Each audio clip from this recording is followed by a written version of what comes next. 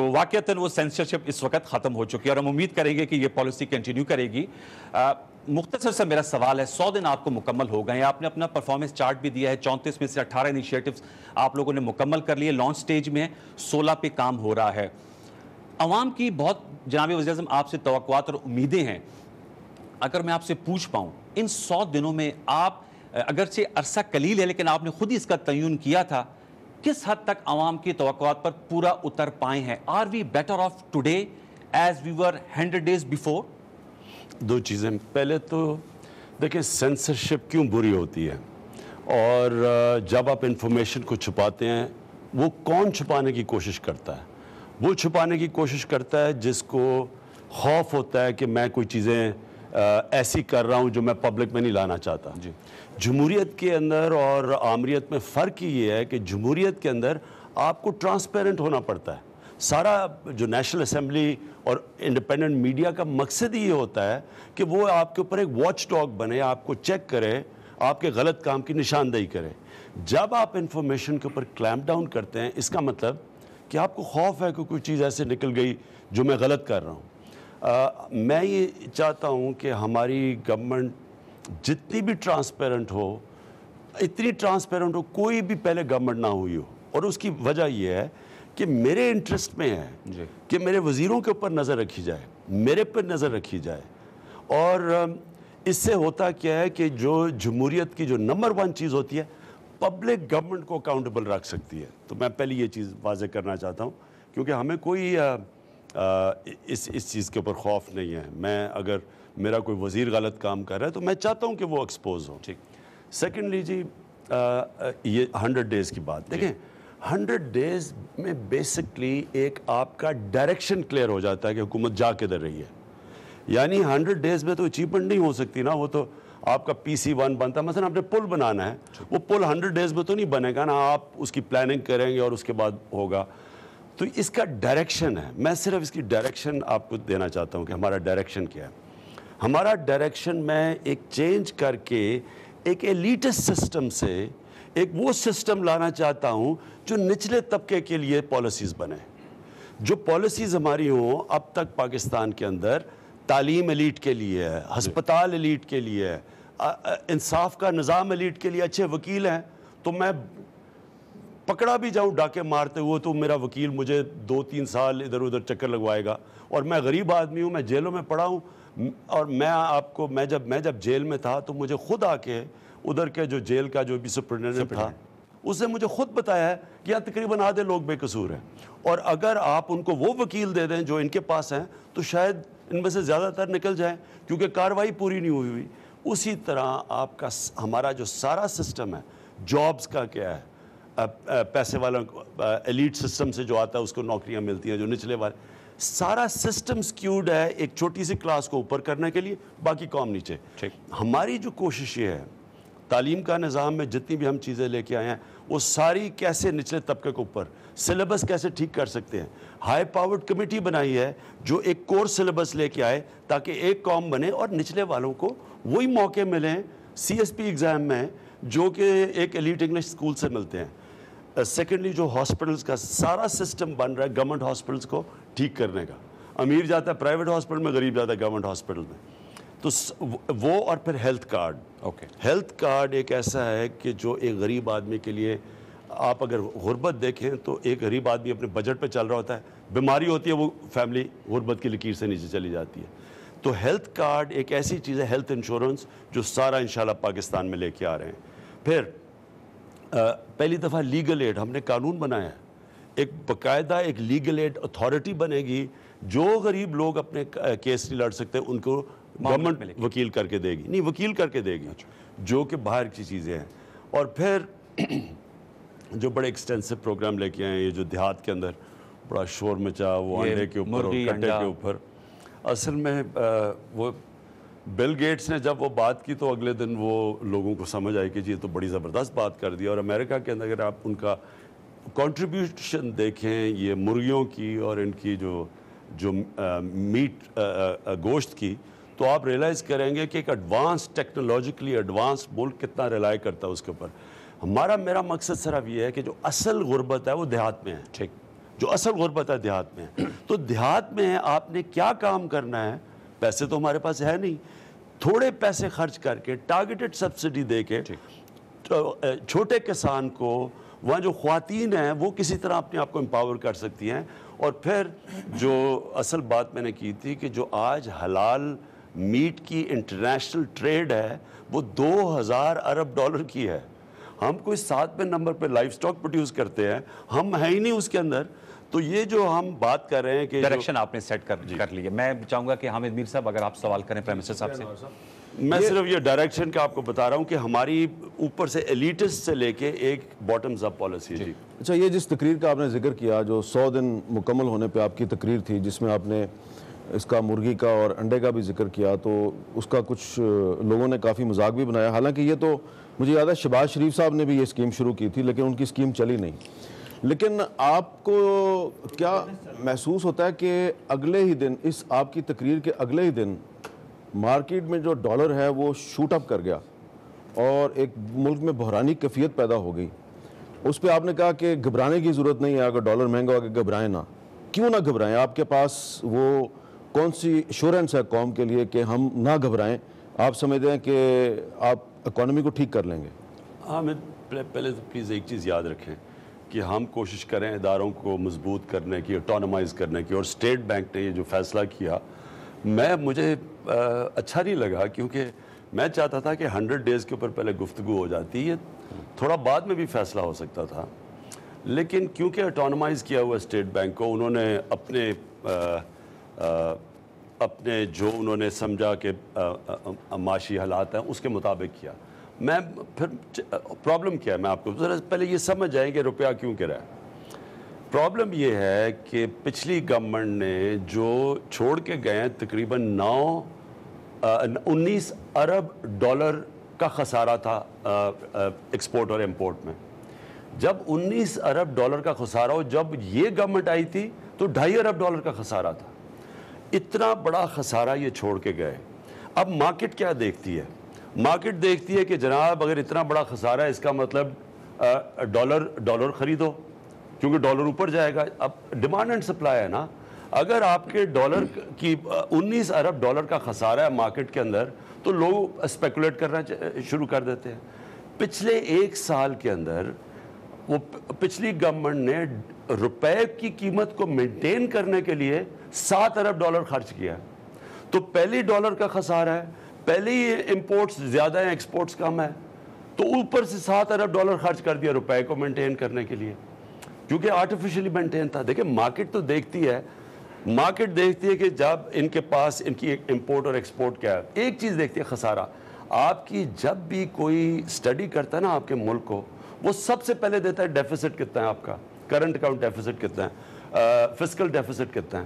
جب خسارہ ہوتا ہے, جس طرح ایک گھر ہے, ایک گھر میں جب خسارہ ہو, اس کا مطلب گھر کے حالات اچھے نہیں ہیں, تو وہ پھر اسپیکولیشن چل پڑتی ہے ڈالر. اب ہم نے یہ اسٹیٹ بینک نے یہ کہا کہ ہم پیسے خرچ کر رہے ہیں, پہلے ہی ہمارے پاس ڈالرز نہیں ہیں, پہلے ہی ہم باہر ملکوں میں جا کے کوشش کر رہے ہیں کہ فورن ایکسچینج ملے اپنے ڈالر کو پراپ اپ کرنے کے لیے, اوپر سے آپ ڈالر خرچ کر رہے ہیں ایکسچینج مینٹین کرنے کے لیے. اس لیے انہوں نے فیصلہ کیا گرانے کا اس کو. یہ میں مانتا ہوں کہ اس وقت اس کی وجہ سے ایک فضا ہو جاتی ہے کہ جی انسرٹنٹی ہے. یہ کہہ رہے ہیں آپ اسٹیٹ بینک نے گرایا ڈالر؟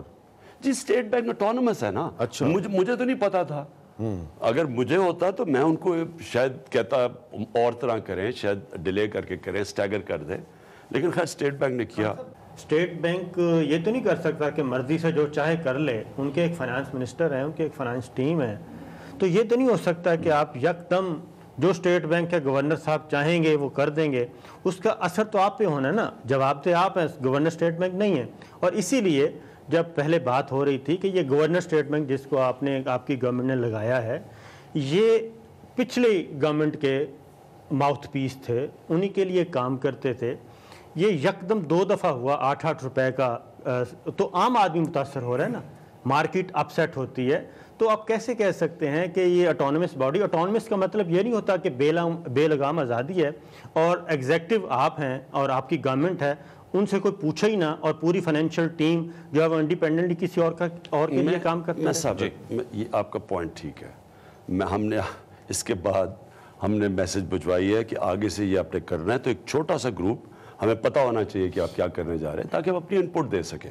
یہ دونوں دفعہ میں آپ کو یقین دلا رہا ہوں کہ مجھے نیوز کے اوپر پتہ چلا روپیہ گرا ہے. اچھا لیکن اور ویسے ایونچولی ہونے بھی آپ کے دیکھیں اداروں کو اٹونومس اور مضبوط ہونا چاہیے. اور ایک میں کمپلیٹ کر لوں بات. میں آپ کی بات مانتا ہوں کہ ایک دم جب ہوا اور وہ بھی ہمارے 100 دن کا پروگرام ہم چاہتے تھے اس کے اوپر ڈسکشن ہو، اگلے دن چلے گی روپے کے کرنے پہ. لیکن میں ایک چیز آپ کو سمجھانا چاہتا ہوں. دیکھیں یہ جو ایڈجسٹمنٹ ہے نا روپے کی، یہ آپ یاد رکھنا کہ یہ ایک ٹیمپری فنومینا ہے اپنے ڈالر ایکسچینج بچانے کے لیے، جو ہمارے فورن ایکسچینج پڑا ہوا اس کو بچانے کے لیے. اس وقت ہمیں کرائسس ہوا ہے فورن ایکسچینج کا، اور اس کو اور جو ہم نے باہر سے بھی چائنا سے، یو اے ای سے، سعودی عربیہ سے جو ہم نے مدد مانگی وہ فورن ایکسچینج اپنے ریزروز کو سٹیبل کرنے کے لیے، کیونکہ یہ ٹیمپری فنومینا ہے. میں آپ کو پھر سے بتا رہا ہوں کہ یہ اس لیے ٹیمپری فنومینا ہے کہ پاکستان کے جو انڈیکیٹرز ہیں آگے جا کے ہمیں یہ پرابلم نہیں آئے گا. وہ سارے انڈیکیٹرز ہمارے صحیح ڈائریکشن پہ جا رہے ہیں. نمبر 1 تھوڑا آگے نہیں یہ بڑا امپورٹنٹ، پہلے یہ بڑا امپورٹنٹ پوائنٹ ہے، میں پہلے ایک دفعہ کلیئر کر دوں. کیسے ڈالرز آئیں گے؟ نمبر 1 ایکسپورٹس کے اندر ابھی صحیح انکریز آنی شروع ہو گئی ہے. نمبر 2 ریمیٹنسز، ان کو ہم پورا کوشش کر رہے ہیں کہ حوالے نہیں لیگل چینل سے بھیجیں، اس میں انکریز آنی شروع ہو گئی ہیں. نمبر 3 اور سب سے امپورٹنٹ چیز انویسٹمنٹ کے اندر اس وقت اتنے چھوٹے ٹائم میں بڑے بڑے انویسٹرز آئے ہیں. ایکزون آیا ہے، کوک نے فیصلہ کیا، پیپسی نے ایکسٹرا انویسٹ کرنے کا فیصلہ کیا، آئل ریفائنری کے اندر انویسٹمنٹ. چائنیز امبیسڈر نے پہلی دفعہ سٹیٹمنٹ دی ہے کہ یہ ہم اب جو کر رہے ہیں پاکستان سے، پہلے تو ایک سی پیک سڑک تھی اور ایک پاور پلانٹ تھے، اب ہم انویسٹمنٹ کے کانٹریکٹس کر رہے ہیں پاکستان میں، تاکہ یہ نہ ہو کہ اب تک تو یہ تھا نا کہ چائنیز لون زیادہ تھے، اب پاکستان میں انویسٹمنٹ ہے. اصل چیز ملک اٹھتا ہے انویسٹمنٹ پہ. جب آپ کے ملک میں انویسٹمنٹ آتی ہے، جو چائنا اٹھا تھا، چائنا نے کیسے اٹھا تھا؟ ہماری طرح کے برے حالات تھے ان کے. چائنا نے ایکسپورٹ زونز کریٹ کی، باہر سے انویسٹمنٹ لے کے آئے، اور وہ انویسٹمنٹ صرف ایکسپورٹ کی تھی، چائنی لیبر تھا.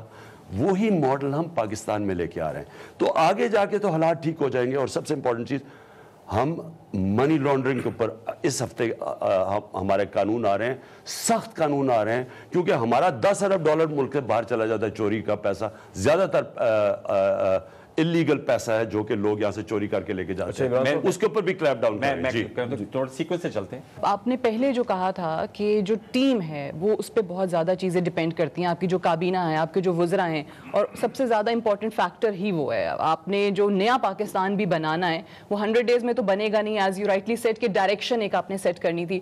بٹ اگر 2 سوال کے میرے اس حصے ہیں کہ اگر آپ یہ ایک تو بتا سکیں کہ آپ کو کیا لگتا ہے کہ کابینہ میں آپ کے ایسے کون سے وزراء ہیں چند ایک جو آپ کو لگتا ہے کہ واقعی انہوں نے ان 100 دنوں میں ڈائریکشن سیٹ کر کے عوام کو دکھایا اپنی اپنی پورٹ فولیو جو انہیں ملا ہوا ہے اپنی اپنی وزارت کے حوالے سے.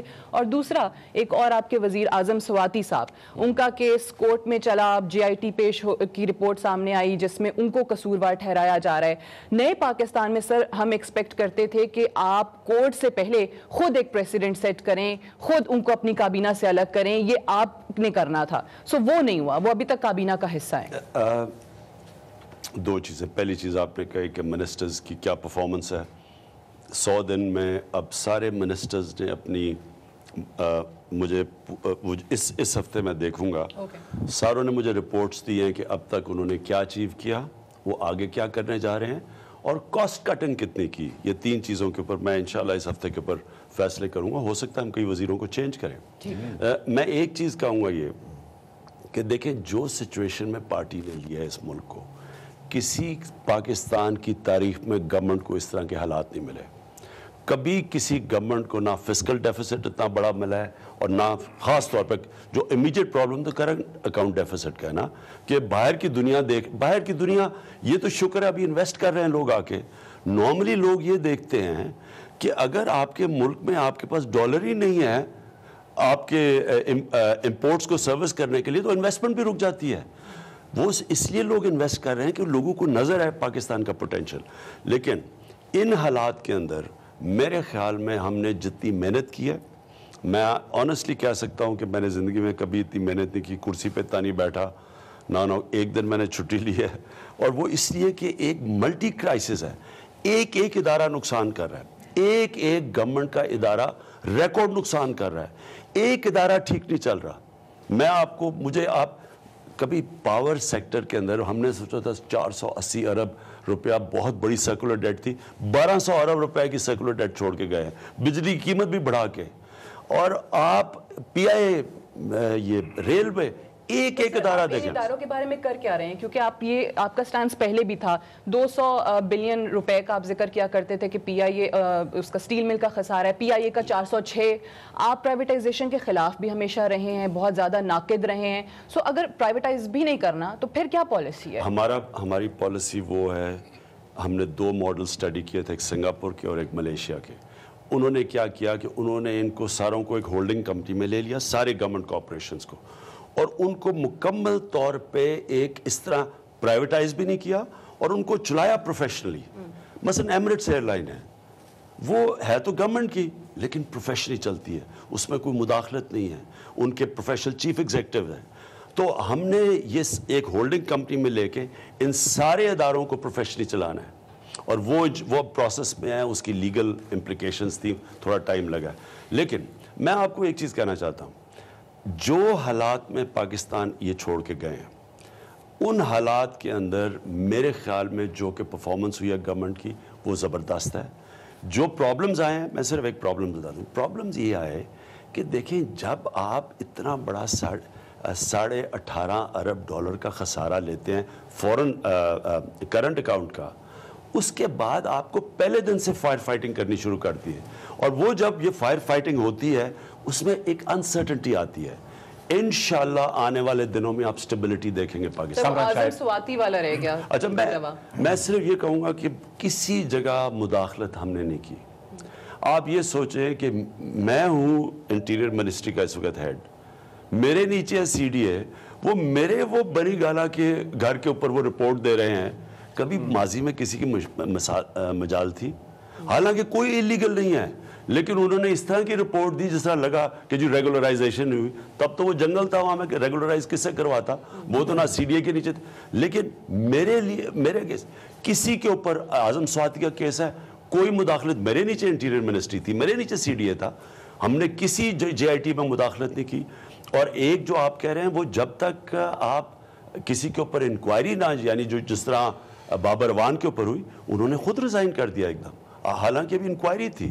تو ابھی جب تک ہمیں جی آئی ٹی کی رپورٹ نہیں آتی, وہ تو آ گئی ہے, اور جو جی آئی ٹی رپورٹ آ گئی ہے, اس سے پہلے جو جی آئی ٹی رپورٹس آئی تھی ان کے اوپر آپ کا موقف رہا ہے کہ ایک سٹینڈرڈ آپ نے سیٹ کیا تھا. اس کی رپورٹ کب آئی ہے جی آئی ٹی کی؟ وہ اگینسٹ پہلے ہی آئی ہے, کچھ دن پہلے ہوگی, سپریم کورٹ میں, اور وہ اگینسٹ آئی ہے. یہ آپ فکر نہ کریں, دیکھیں جب ایک جو فیصلہ آئے گا اس کے اوپر ہم چلیں گے, کوئی مداخلت نہیں کریں گے کسی کو پروٹیکٹ کرنے کے لیے. عمران صاحب, میں ایک تو ضمن سوال انہوں نے بڑا صحیح کہا, سینسرشپ تھوڑی کم ہوئی ہے اور آزادی ملی, لیکن آپ سے جب بھی انٹرویوز کیا تو آپ نے کہا بی بی سی ماڈیول پہ پی ٹی وی کو لے کے آئیں گے, تو انفارمیشن منسٹری کے اس سے نکال دیں اس کو باہر ہی, تو آپ کے لیے بڑے بیات کی گیم ہے, کیونکہ آپ اس میں مجھے پتا آنیسٹ اور ڈیڈیکیٹڈ ہے, اور پی ٹی وی اتنا بڑا ایسٹ ہے ہمارا, میرا الما میٹر ہے, اس میں اتنا ٹیلنٹ ہے, اس کو اگر آپ بی بی سی کی طرح ریگولیٹ کریں گے اور انفارمیشن منسٹری کو کوئی انفلوئنس نہیں ہوگا تو وہ اور زیادہ کریڈیبل ہے. ضمن سوالوں کے انوار بھائی نے بات کہہ دی, میرا بھی تعلق پی ٹی وی شروع میں نے وہاں سے کیا کہہ رہے.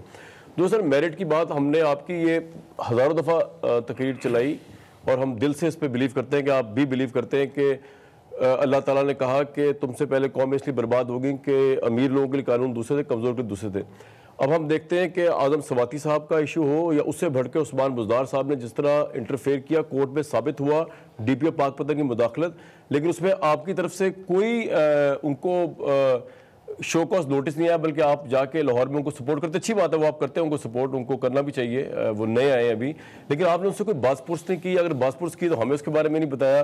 آپ ڈی پولیٹیسائز کرنا چاہ رہے ہیں پنجاب کو, جو شہباز شریف نے پولیٹیسائز کیا ہوا تھا, لیکن یہ تو پوری پولیس کو وہ پولیٹیسائز کر رہے تھے. کورٹ میں ان کے متعلق یہ آ گیا, انہوں نے معافی مانگی کورٹ سے کھڑے ہو گئے, لیکن آپ کی طرف سے کچھ نہیں آیا.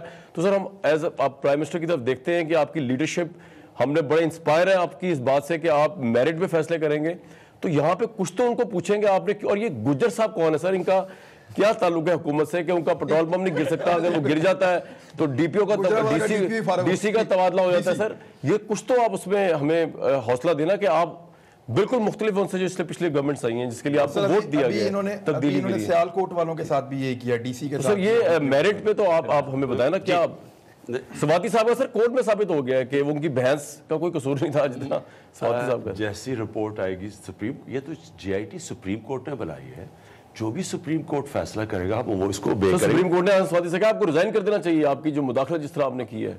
میرے سامنے ابھی کوئی نہیں آیا. میں آپ کو یقین دلاتا ہوں کہ اگر اعظم سواتی کی غلطی ہوئی وہ خود ریزائن کریں گے, وہ آپ انشاءاللہ دیکھیں گے. میں پوائنٹ بائی پوائنٹ آتے ہیں. اور یہ سوچیں کہ جو ان کے نیچے انکوائری ہو رہی تھی وہ تو میری ڈپارٹمنٹ کر رہی تھی, سی ڈی اے کر رہی تھی. کیا میں وہاں انٹرفیئر نہیں کر سکتا تھا؟ ہم ان کو نہیں روک سکتے. آپ نے سے باز پوچھتے ہیں کہ سر آپ نے انٹرفیئر نہیں کیا, یہ بات صحیح ہے. میں پلیز بات سنیں. دیکھیں ہوتا یہاں کیا رہا ہے, کون سی آج تک بتائیں کسی طاقتور کے اوپر انکوائری ہو اور وہی گورنمنٹ میں بیٹھا ہو, کبھی آج تک ہوئی ہے انکوائری؟ میرے نیچے ہے سی ڈی اے, اعظم سواتی کے اوپر انکوائری ہے, کیا میں انفلوئنس نہیں کر سکتا تھا؟ وہ تو لوگ بیچارے سپریم کورٹ آپ کو پتا ہے کہ سپریم کورٹ کے اندر سارے اداروں نے پینما کے اوپر کہا کہ ہم بے بس ہیں, ہم گورنمنٹ کے خلاف کچھ نہیں کریں گے.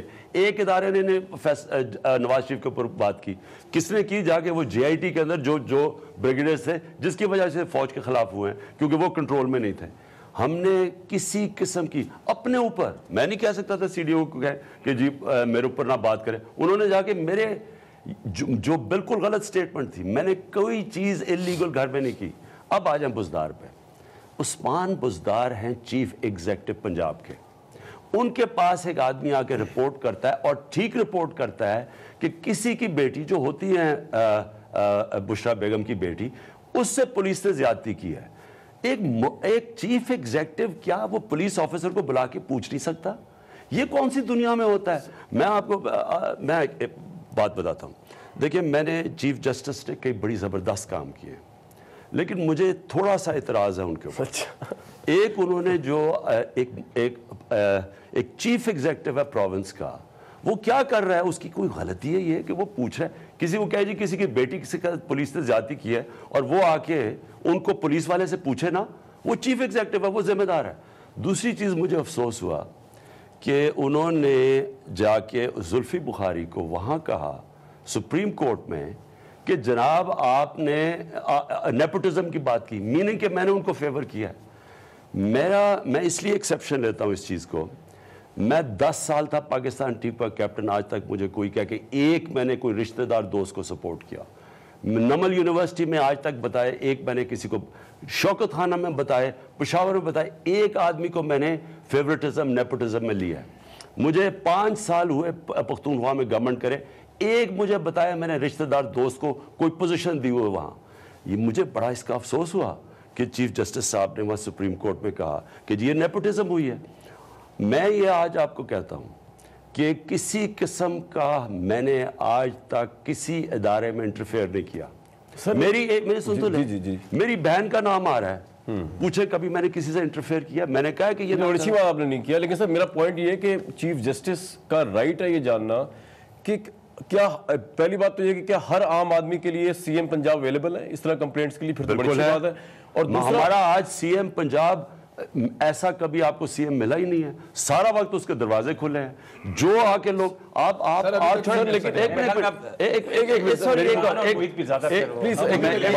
میں آپ کی ایک اور جواب دے دیتا ہوں. مجھے رمیزہ جو ہیں نظامی جو ہیں نوائے وقت کے ہیڈ, انہوں نے کہا کہ ایک ظلم ہو رہا تھا, کسی ان کے رپورٹر بتا رہا تھا کسی خاتون کے اوپر اس کا ہسبینڈ شراب پی کے ظلم کرتا تھا اور کتنی دیر کر رہا تھا, پتہ نہیں, وہ بڑی دکھ بھری کہانی ہے. انہوں نے کہا میں نے تنگ آ کے چیف منسٹر کو کال کر دی, کہتا 45 منٹ میں وہاں پولیس پہنچ گئی. تو میرا کہنے کا وہ اویلیبل ہے لوگوں کے لیے. میں یہ کہتا ہوں ٹھیک ہے, ایک سیکنڈ صرف میں آپ کو سر آپ بتا دیں وہ ٹھیک کیا ٹرانسفر انہوں نے؟ میں کس کو؟ ڈی پی او پاک پتن کو. انہوں نے تو ٹرانسفر کیا ہی نہیں. آپ پوری رپورٹ وہ سن لیتے, وہ کیا ہے آئی جی جو اس وقت ساروں کو, سب کو ادارے بننے چاہیے. میننگ इंडिपेंडेंट बोर्ड्स बनने चाहिए, पावरफुल बोर्ड्स जो ऑटोनोमसली चलाएं अदारों को। ये है, ये हर जगह यही है। अगर आपने पीआईए को भी तो सर आप करेंगे इसको, पीटीवी को बिल्कुल करेंगे। अच्छा, एक बड़ा इशू है, कुछ तो है ना फ्रोही किस्म के इश्यूज के, किसने क्या हुआ, डीपीओ का क्या हुआ, सवाती का क्या हुआ, एक बड़ा इशू है, और वो इशू पाकिस्तान के बिजनेस कम्युनिटी का इशू है। पाकिस्तान की वो बिजनेस कम्युनिटी, प्राइम मिनिस्टर जिसने आपको सपोर्ट किया है, जिसमें मल्टी नेशनल्स के चीफ एग्जीक्यूटिव्स भी हैं, वो बड़े परेशान हैं। वो कहते हैं कि आप जहां जाते हैं आप सिंगल हैंडेडली आप बात करते हैं सिर्फ करप्शन की, और बात करते हैं करप्शन की ऐसे जैसे अगर करप्शन को आप ठीक कर दें तो पाकिस्तान के तमाम मसाइल जो हैं वो ठीक हो जाएंगे। आप बात नहीं कर रहे रेट ऑफ ग्रोथ की, आप बात नहीं कर रहे मनी क्रिएशन की या वेल्थ क्रिएशन की, जो पाकिस्तान के इश्यूज हैं।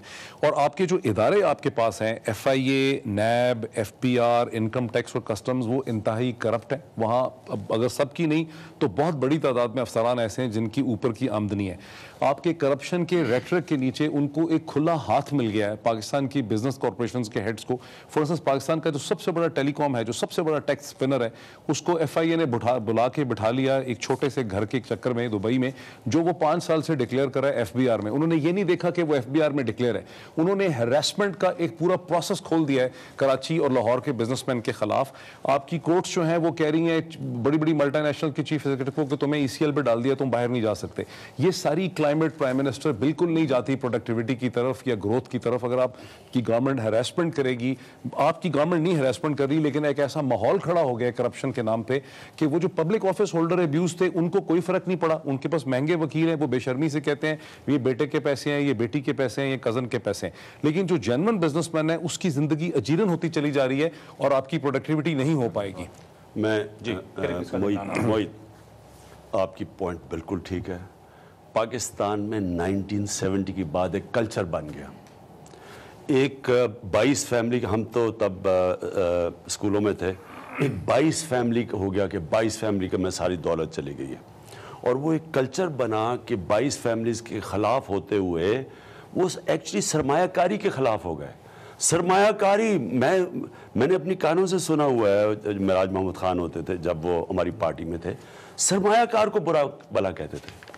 महातिर मोहम्मद ने पहले भी मैं 20 साल पहले मिला, इस बारी फिर मिला मैं, उन्होंने बड़ी इंपॉर्टेंट बात की, और वो शेख मोहम्मद दुबई वाले ने भी वही की। देखें, जब तक आप अपनी बिजनेसेस को वेल्थ क्रिएशन, उनकी मदद नहीं करते पैसा बनाने में, जब तक वो उनकी मदद नहीं करते नफ़ा बनाने में, वो वेल्थ क्रिएशन होती नहीं है। होता क्या है कि जब एक बिजनेस पैसा बनाना शुरू करती है, सारे देख के उसी तरह बिजनेस में आ जाते हैं। आपने अपनी खुद देखा होगा कि एक कोई चीज़ शुरू, एक नया आइडिया शुरू होता है, वो पैसा बनता है, वही चीज़ें रेप्लिकेट होनी शुरू हो जाती हैं। इन्वेस्टमेंट भी ऐसे ही आती है। जब लोग देखते हैं कि इन्वेस्टर पैसा बना रहा है और इन्वेस्टर आ जाते हैं। पाकिस्तान का सारा कल्चर 1970s के बाद एंटी बिजनेसमैन, एंटी इन्वेस्टर हो गया। टैक्स पेयर भी उसी को पकड़ता है जो पैसा बना रहा होता है, और एक पॉलिटिकल जोन भी उधर चला जाता है। और मैं आपको क्या बताऊं, एक बहुत बड़े इन्वेस्टर, सारा जो ओवरसीज पाकिस्तानी ने, जिसने बहुत बड़ा पैसा बनाया, जिन्होंने सबसे ज़्यादा इन्वेस्टमेंट की, उन्होंने मुझे बार बार बताया कि जो पॉलिटिकल क्लास है, जब हम आते हैं वो पैसे मांगने आ जाती हैं, इलेक्शन से पहले पैसे मांगती हैं, फिर उनको तंग करती हैं पैसे लेने के लिए। फिर गवर्नमेंट डिपार्टमेंट्स के अंदर ये बन गया है कि अच्छा ये पैसे वाले लोग हैं, उनसे जाके डिफरेंट इदारे पैसे मांगते हैं।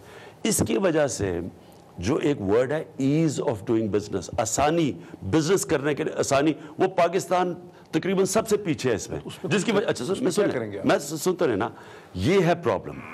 आप यकीन करें, मैंने सारी बिजनेस कम्युनिटी से मिला हूँ, हमारी पॉलिसी सारी ये है कि लोगों को पैसा बनाने दें, पाकिस्तान के अंदर माहौल पैदा करें कि बिजनेसेस आके पैसा बनाएं। ये जितने भी लोग आए हैं, ये जो बड़े बड़े इन्वेस्टर सब मुझे मिले हैं, एक्सॉन आया, एक्सॉन इतना बड़ा 27 साल के बाद पाकिस्तान में आया, इन सबको हमने अश्योर किया है कि हम तुम्हारी पूरी मदद करेंगे। इस ऑफिस के अंदर हम एक ऑफिस बना रहे हैं ईज ऑफ डूइंग बिजनेस का, वो पूरा तैयार है मोडेलिटीज़, कि कोई भी इन्वेस्टर हो, अगर उसको कोई प्रॉब्लम हो, वो हमारे एक वन विंडो ऑपरेशन पे कह के मुझे प्रॉब्लम है। और इसका सबसे बड़ा नुकसान मोहित किसको हो रहा है? बड़े लोगों को नहीं हो रहा, स्मॉल और मीडियम इंडस्ट्री, जो छोटे छोटे हमारे काम करने वाले हैं, जो गुजरांवाला में, जो गुजरात, ये जो सियालकोट सेंटर है, स्मॉल और मीडियम, जो असल लोगों को रोजगार देता है, वो हमारा बिल्कुल ही बैठ गया है। کیونکہ اتنے زیادہ ڈپارٹمنٹس جو کرپشن کے لیے ہر کوئی پیسے مانگنے آ جاتا ہے. ہماری اب پوری کوشش یہ ہے کہ آسانی پیدا کریں بزنس انویسٹرز کے لیے, اور آپ یقین کریں کہ یہ ہم کامیاب ہو جائیں گے, کیونکہ یہ سلو پروسیس ہے, پرانی عادتیں پڑی ہوئی ہیں. ہاں, ایک اور ہم نے کام کیا, پہلی دفعہ F B R tax policy بھی ایف بی آر بناتی تھی, پیسے بھی وہ اکٹھے کرتی تھی. یہ ہم نے پہلی دفعہ یہ کیا ہے کہ علیحدہ کر دیا. ایف بی آر کا کام صرف کلیکشن ہے, پالیسی کامرس اور فائنانس بنائے گی. یعنی یہ ہماری ایکسپورٹس کیوں گر گئی ہیں؟ ہماری ایکسپورٹس اس لیے گری ہیں کہ کلیکشن کرتے کرتے ہم نے اپنی انڈسٹری کل کر کے رکھ دی ہے.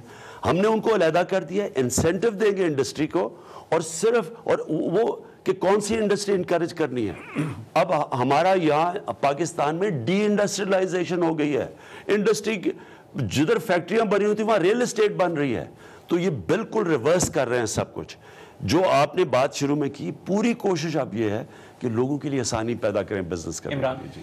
خان صاحب, اس میں دو کوسچنز ہیں. ایک تو بہت شکریہ آپ کے وقت کے لیے, اور دوسرا میں وہ اس میں بھی ایڈ کر دوں کہ مرغیوں اور انڈوں سے برازیل $7.5 ارب کما رہا ہے یہ 2016-17 میں, اور انڈیا امریکہ اس سے بھی زیادہ کما رہا ہے. تو نہیں, امریکہ بعد میں ہے. برازیل کا میں نے آج ریکارڈ چیک کیا, برازیل لائف سٹاک اور ان تینوں میں مرغیوں کی بات کریں, چکن سے وہ سب سے زیادہ پیسہ وہ کما رہا ہے. نمبر ایک خان صاحب کہ یہ جو نئی پالیسی آئی ہے, یعنی آپ ایک نئے طریقے سے پاکستان کو چلانا چاہ رہے ہیں. بیوروکریسی پاکستان کو ایک پرانے طریقے سے چلانی تھی پچھلے حکمرانوں کے ساتھ مل کر, ان کا طریقہ اور تھا. آپ ایک نیا طریقہ انٹروڈیوس کر رہے ہیں. اس میں آپ کو سب سے بڑی پرابلم آ رہی ہے ان بیوروکریٹ سے جو گو سلو کی پالیسی اب بیچ میں انہوں نے انٹروڈیوس کر دی ہے. وہ کرتے یہ ہیں کہ لوگ ان کے پاس کام لے کر جاتے ہیں, وہ کہتے ہیں جی نیب تو ہمیں پکڑے گا, ہم کیوں آپ کا کام کریں. اس خوف کو یا اس نئے کلچر کو وہ استعمال کر رہے ہیں لوگوں کو تنگ کرنے کے لیے, اور لوگوں کو متنفر کر رہے ہیں آپ کی گورنمنٹ سے. لوگ باہر نکل کے دفتروں کو یہ کہتے ہیں اچھی حکومت ہے, یہ طریقہ انصاف کی ہمارے کام ہی نہیں ہو رہے. جو کام تھوڑے سے پیسے دے کر ہو جاتے تھے, آفیسر بڑے آرام سے ٹیبل پہ بیٹھ کے کہتا ہے نیا پاکستان ہے بھائی بک تو. اور یہ سیریسلی ہر طرف ہو رہا ہے, ہر طرف سے شکایت آ رہی ہے, گو سلو پالیسی ہے. اس کو آپ کیسے ٹیکل کریں گے؟ نمبر ایک. نمبر دو, ایک تو یہ بڑا پہلے اس کا جواب ہے. دیکھو, سب سے پہلے تو یہ قوم فیصلہ یہ کرے کہ کیا ہم نے یہ کرپشن کا نظام چلنے دینا ہے. اگر یہ نظام چلنے دینا ہے, پاکستان کی کوئی فیوچر نہیں ہے. دوسرا یہ فیصلہ کرے کہ یہ جو ملک امیر ہوتے ہیں وہاں کیوں نہیں ہے کرپشن, سوئٹزرلینڈ میں کیوں نہیں ہے کرپشن. جدھر سٹینڈرڈ آف لیونگ زیادہ ہے وہ کرپشن نہیں ہے. جدھر ملکوں کے وسائل کے باوجود کرپشن زیادہ ہے وہاں غربت زیادہ ہے. سو پہلے یہ ریئلائز کر لیں کہ یہ کرپشن کوئی میں نے ایجاد نہیں کیا, اینٹی کرپشن پروگرام. یہ ہر ملک, چائنا جو آج سب سے تیزی سے جو فیوچر اکنامک سپر پاور بن گیا اور بننے جا رہا ہے, امریکہ کو پیچھے چھوڑ جائے گا اگلے 10 سالوں میں. آج امریکہ ان کا 12 ٹریلین ہے, امریکہ کا کوئی 18 ٹریلین ہے. اگلے 10 سالوں کے اندر چائنا پہنچ رہے 30 ٹریلین پہ اور امریکہ 22 ٹریلین پہ ہے ڈالرز پہ. تو جو چائنا بڑھ رہا ہے, انہوں نے 400 وزیروں کو پچھلے 5 سال میں کنورٹ کیا کرپشن پہ. تو کیوں کیا ہے؟ کیونکہ سب کو پتہ ہے کہ کرپشن ایک امپیڈمنٹ, ایک ملک آگے نہیں بڑھ سکتا. تو پہلے تو یہ فیصلہ کر لیا, آپ کو ووٹ دے دیا نا سر, میں اب ان کے لیے آپ اس کو چلائیں گے کیسے؟ میں عمران اپنے کمپلیٹ کر رہا ہوں. پہلے تو میں لوگوں کو کلیئر کرنا چاہتا ہوں کہ یہ کرپشن یہ میری کوئی کسی سے ذاتی لڑائی نہیں ہے, یہ ملک کی فیوچر کے لیے امپورٹنٹ ہے. دوسری چیز, اور ہماری 60s کے اندر ہماری بڑی زبردست گورننس تھی جس کی وجہ سے پاکستان سب سے تیزی سے اوپر جا رہا تھا. اب اس میں کوئی شک نہیں کہ پرانے سوچ کے بیٹھے ہوئے لوگ جنہوں نے, جو بیوروکریٹس ہیں, جنہوں نے اربوں روپیہ بنایا اس سسٹم کے ذریعے, کرپٹ سسٹم میں بینیفیشریز ہیں, ان کو سٹیٹس کو کہتے ہیں. یہ لوگ اس سسٹم سے پیسہ بنا رہے تھے. یہ پوری کوشش کر رہے ہیں سیبوٹاج کرنے کی, یہ تاثر دے رہے ہیں جی گورنمنٹ زیادہ دیر نہیں چلے گی, اور اس لیے چپ کر کے گوسلوں پہ لگے ہوئے ہیں. لیکن اس کے ساتھ ساتھ جو نیب بھی ہے, مجھے افسوس یہ ہے کہ نیب, آپ نے کہا نیب ہمارے نیچے نہیں ہے. میرے نیچے نیب ہوتی, آج کم از کم 50 بڑے بڑے کرپٹ لوگ جیلوں کے اندر ہوتے. کون کون؟ وہ میں ابھی نام نہیں بتاؤں گا, وہ پھر مچا دیں گے. انہوں نے جیلوں میں ہونا تھا. نمبر 2, میں اتنا بڑا دائرہ کھول دوں نیب کا, وہ ہر لوگ, کوئی بزنس مین کو پکڑا ہے, کبھی کسی کو چھوٹی چھوٹی چیزوں پہ ہاتھ ڈال رہے ہیں. دیکھیں, جب ہم ملیشیا کی اینٹی کرپشن میں گئے, उनकी जो कन्विक्शन रेट है वो 90% है, नैब की 7% भी नहीं है, करप्शन ही रेट। तो जब आप इतना दायरा खोल देंगे, आपके पास मैन पावर ही नहीं है, तो वो कैसे कोई पकड़ा जाएगा? बड़े बड़े लोगों को देखेंगे, इब्रतनाक होती है जब आप बड़े लोगों को करप्शन में पकड़ते हैं, नीचे वैसे ठीक हो जाते हैं। सर गो स्लो के सॉल्यूशन बता दें, सॉल्यूशन क्या आपके पास? तो इसका पहले तो नैब का मुझे अफसोस है कहना पड़ता है कि इसके ऊपर हमारा कोई कंट्रोल नहीं, ना हमारे कोई लोग इसमें भर्ती हुए हैं, लेकिन हम आहिस्ता आहिस्ता FIA को ठीक कर रहे हैं। FIA के अंदर भी ऐसी हरकतें थी, और हो क्या रहा है ये, अब हम एंटी इंक्रोचमेंट ड्राइव कर रहे हैं। मैं आपको सिर्फ मिसाल दे रहा हूँ, खरबों रुपए की अब तक ज़मीन हम पकड़ चुके हैं। हमने उनको कह के, सबको पता है, हमने कह के किसी गरीब घराने को नहीं गिराना, किसी गरीब का घर नहीं गिराना, आपने छोटे लोगों को नहीं कर, आपने सिर्फ बड़े बड़े माफियाज के पीछे जाना है, क्योंकि असल जो इंक्रोचमेंट है वो माफियाज कर रहे हैं। उसके बावजूद हम पता चलता है जी वो किसी छोटे से किसी गरीब घराने को गिरा दिया, पता चलता ये है ये करते क्यों हैं, ये बड़े माफियाज के कहने पे ये गिराते हैं। इनकी टीवों में तस्वीरें आ जाती हैं, बेचारे औरतें बच्चे रो रहे होते हैं, और बच जाता है बड़ा माफिया पीछे पीछे वो बैठे हुए हैं इनके। इसके पीछे भी जो कौन लोग डरे हुए हैं। अभी मुझे बताइए, जो पॉलिटिकल मेरे मुखालिफ है, पहले दिन से इन्होंने शोर मचा दिया है कि गवर्नमेंट फेल हो गई, कोई कह रहा है जी बोल गवर्नमेंट को चलने ना दो, हमने किया ही कुछ नहीं है। हाँ, जरदारी का ब्लेम, हमने तो किया ही कुछ नहीं है। हमने जब कुछ करेंगे तो हमारे पीछे, ये पुराने केसेस चले आ रहे हैं, लेकिन ये डरे हुए हैं। जो चीज़ें हमारे सामने आ रही हैं, मैं आप सबको बताऊं, हमें जो चीज़ें हमारे सामने कामरान आ रही हैं, जिस सतह की करप्शन हुई है, आपको किसी को भी नहीं अंदाजा, मुझे नहीं अंदाजा था। उनको डर ये लगा हुआ है कि ये सारी चीज़ें अभी बाहर आने वाली हैं, ये पकड़े जाएंगे सारे। मैं आपको कह तो रहे हैं, देखिए इसकी सिर्फ एक पॉइंट कह दूं, हम गवर्नमेंट में हैं, गवर्नमेंट तब चीज सामने, गवर्नमेंट इल्जाम नहीं लगाती, गवर्नमेंट जेलों में डालती है जब उनके पास केस तैयार हो जाए। अनफॉर्चुनेटली इनके पास वकील जबरदस्त हैं, करोड़ों रुपए के इनके पास वकील हैं, गवर्नमेंट के पास वकील कमजोर है, सस्ते भी वकील हैं। तो जब तक केस पूरा तैयार नहीं होगा, अब हम इनको लेके ब्यूरोक्रेट्स का क्या करना है, वो उसका जवाब नहीं आया। वो ब्यूरोक्रेट्स की आहिस्ता आहिस्ता इनका सफाया, जो रुकावट बनेंगे वो सफाया होगा। एक इमरान, एक चीज कह दूं, मैं ये बार बार सुनता हूँ जी, उनको नहीं पता चल रहा, ये चेंजेस हो रहे हैं, DC चेंज हो रहा है।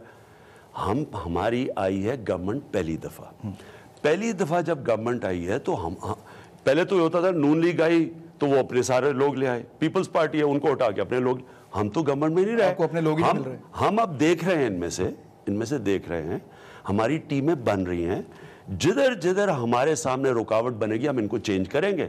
आपने कहा जी बुजदार ने चेंज कर दिया, उन्होंने सियालकोट में, वो आदमी टूर करता है, वो उसने ये करतारपुर के बाद उन्होंने टूर के सियालकोट का, उन्होंने हालात देखे उनको चेंज किया है, कोई जात पे तो नहीं किया। साबिर शाकिर जी सर, आपने ये बताया कि अभी 50 लोग आने वाले हैं बड़े बड़े करप्शन के मामले में। सर दो ही मॉडल हैं, एक अगर तो आप रूटीन के कवानीन से ये करप्ट लोगों को पकड़ने की कोशिश करेंगे तो क़यामत तक आप नहीं पकड़ सकते, क्योंकि हमारा जो सिस्टम है इस वक्त वो करप्ट लोगों को तहफ़्फ़ुज़ देता है, और जो करप्शन नहीं करते उनके लिए आसानियाँ पैदा करता है, या करप्ट लोगों के लिए। हमारे माफियाज भी अंदर बैठे हैं सिस्टम के अंदर, हर इदारे के अंदर, तो ये तो पॉसिबल नहीं है। एक है मोहम्मद बिन सलमान का मॉडल, वहाँ बादशाहत थी आप कह सकते हैं, लेकिन उसने पकड़े 50 आदमी 100 आदमी 5 स्टार होटल में डाले, और जब तक रिकवरी नहीं हुई उस वक्त तक उनको छोड़ा नहीं है। $1200 अरब उसने लिया। उसके बाद दूसरा मॉडल डेमोक्रेटिक गवर्नमेंट में इस वक्त बरतानिया में चल रहा है, मैं अभी होके भी आया हूँ। वहाँ पे उन्होंने ये किया है, जो बैरून मुल्क ओवरसीज़ ब्रिटिश थे उनकी डिटेल्स ली, उनको एक मौका दिया, 40% आप दें, अपनी वाइट मनी करवाएं। उसके बाद उन्होंने अपने ही मुल्क में उन अपने सिटीजन्स को नोटिस और मुकदमे शुरू कर दिए, गिरफ्तारियाँ शुरू कर दी। एक ये मॉडल है। इन दोनों में से हम कोई भी मॉडल नहीं इख्तियार कर रहे। आप रूटीन के कवानीन के मुताबिक चलना चाह रहे हैं, उससे तो ये लोग कभी भी काबू नहीं आएंगे। और आपने कहा नैब, अगर नैब नहीं करता तो FIA आपके कंट्रोल में है, बराह रास्त इंटीरियर मिनिस्ट्री के अंडर है, उसको आप खड़ा कर दें मुकाबले में, वो करे। फिर लीगल रिफॉर्म या कोई भी लेजिस्लेशन उस वक्त तक नहीं हो सकती जब तक अपोजिशन आपके साथ नहीं होगी, क्योंकि सेनेट में आपकी मेजॉरिटी नहीं है, सिंपल मेजॉरिटी भी नहीं है। تو پیپلز پارٹی اور مسلم لیگ نواز کسی ایک پارٹی کے ساتھ جب تک آپ ملیں گے نہیں کوئی لیجسلیشن نہیں ہو سکتی.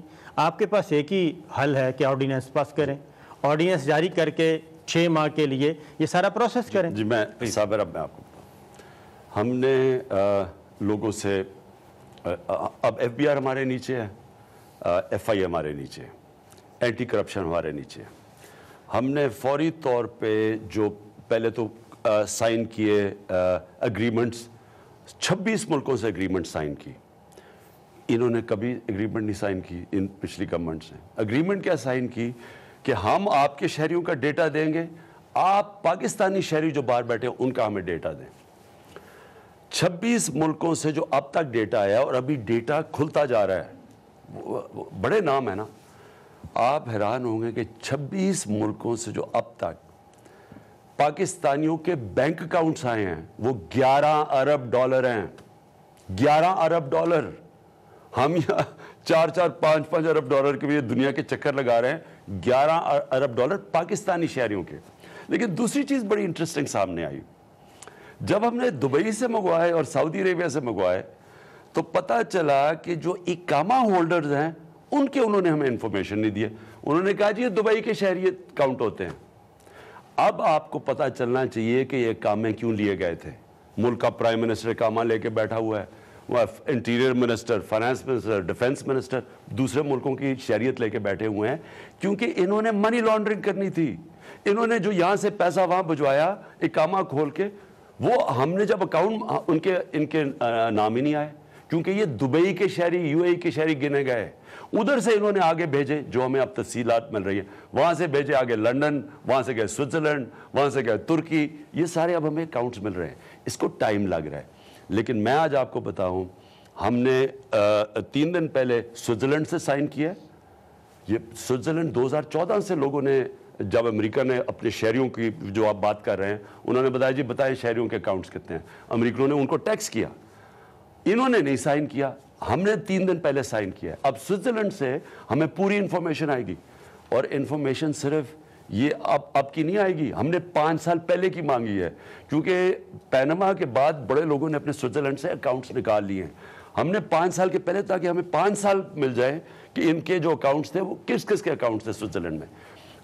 یہ جو انفارمیشن ہے, یہ میں سوال یہ ابھی آپ سب کو کہ کیوں نہیں انہوں نے پہلے مانگے. یہاں ملک میں ڈالر کی کمی ہے, یہاں آپ آئی ایم ایف سے قرضے لے رہے ہیں. 16 دفعہ پاکستان آئی ایم ایف کے پاس گیا 30 سالوں میں. مجھے آج کہتے نہیں جی آپ آئی ایم ایف کے پاس کیوں بات کر رہے ہیں. 16 دفعہ ہم گئے ہیں. بنگلہ دیش اور ہندوستان 1 دفعہ گیا 30 سالوں میں, ہم 16 دفعہ گئے ہیں. تو 1 دفعہ آپ آئی ایم ایف سے قرضے بھی لے رہے ہیں, دوسرا آپ یہی چیک نہیں کر رہے کہ اربوں ڈالر پاکستانیوں کا غیر قانونی طور پہ باہر پڑا ہوا ہے, جو پہلی دفعہ آپ گورنمنٹ انفارمیشن لے رہی ہے. یہ ڈرے کیوں ہوئے ہیں؟ کیونکہ جیسی جیسی انفارمیشن آ رہا ہے ہمیں چیزیں پتہ چلتی جا رہی ہیں. پولیٹیکل فگرز کے ڈرائیوروں کے 5-5 گھر مل رہے ہیں دبئی کے اندر. اب اچھا علیحدہ پراپرٹیز کی ڈیٹیلز آ رہی ہیں. ابھی آپ کو جو پراپرٹیز کی ڈیٹیلز آ رہی ہیں وہ ابھی آئی نہیں ہیں باقی ملکوں سے, صرف جو دبئی سے ہی آئی ہیں. آپ حیران ہوں گے کہ اس ملک میں کس طرح کا پیسہ باہر گیا یہاں سے. تو اس لیے منی لانڈرنگ کی ریگولیشن بھی.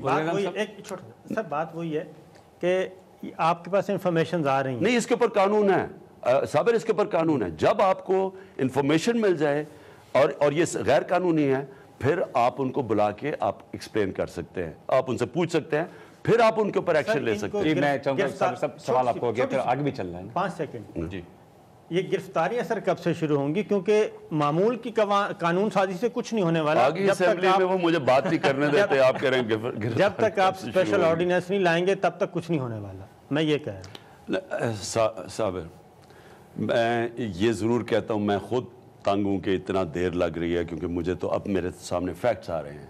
لیکن بدقسمتی سے جب تک اگر ہم نے اس طرح غلط کر دیا کسی کو, وہ ایکچولی بچ جائیں گے کہ جی دیکھیں میں بے قصور تھا. جس طرح ابھی بھی کئی جگہ ہوا ہے, سارے ملے ہوئے ہیں, نیب نے مل کے کیسز بنائے ہوئے ہیں ان کے ساتھ, انہی کے لوگ نیب میں بیٹھے ہوئے تھے, انہوں نے کیسز ایسے بنا دیے جن کے لیے وکیل ان کے پاس مہنگے ہیں. ہم جو اب کام کر رہے ہیں ہم تھوڑا ذرا ڈیٹیل میں کر رہے ہیں تاکہ انشاءاللہ اس ملک کو پیسہ آنے والا ہے. میں آج قوم کو یہ کہنا چاہتا ہوں, آپ کو ڈالروں کی کمی نہیں ہونے لگی. انشاءاللہ آنے والے دنوں میں آپ خود ہی دیکھ لیں گے کہ یہاں ہمارے پاس ادھر سے بھی ڈالر آئیں گے, انویسٹمنٹ سے بھی ڈالر آئیں گے. اکانومی میں ہم نے گورننس اپنی سسٹم جو اب کر رہے ہیں, سلو ہے تھوڑا پروسیس کیونکہ دیر کی تباہی ہوئی ہے, ادارے تباہ ہوئے ہیں. یہ گورننس سسٹم ٹھیک کر کے انشاءاللہ دیکھیں پاکستان کی جیو اسٹریٹجک پوزیشن ایسی زبردست ہے, پاکستان کے پاس وسائل انڈسکورڈ.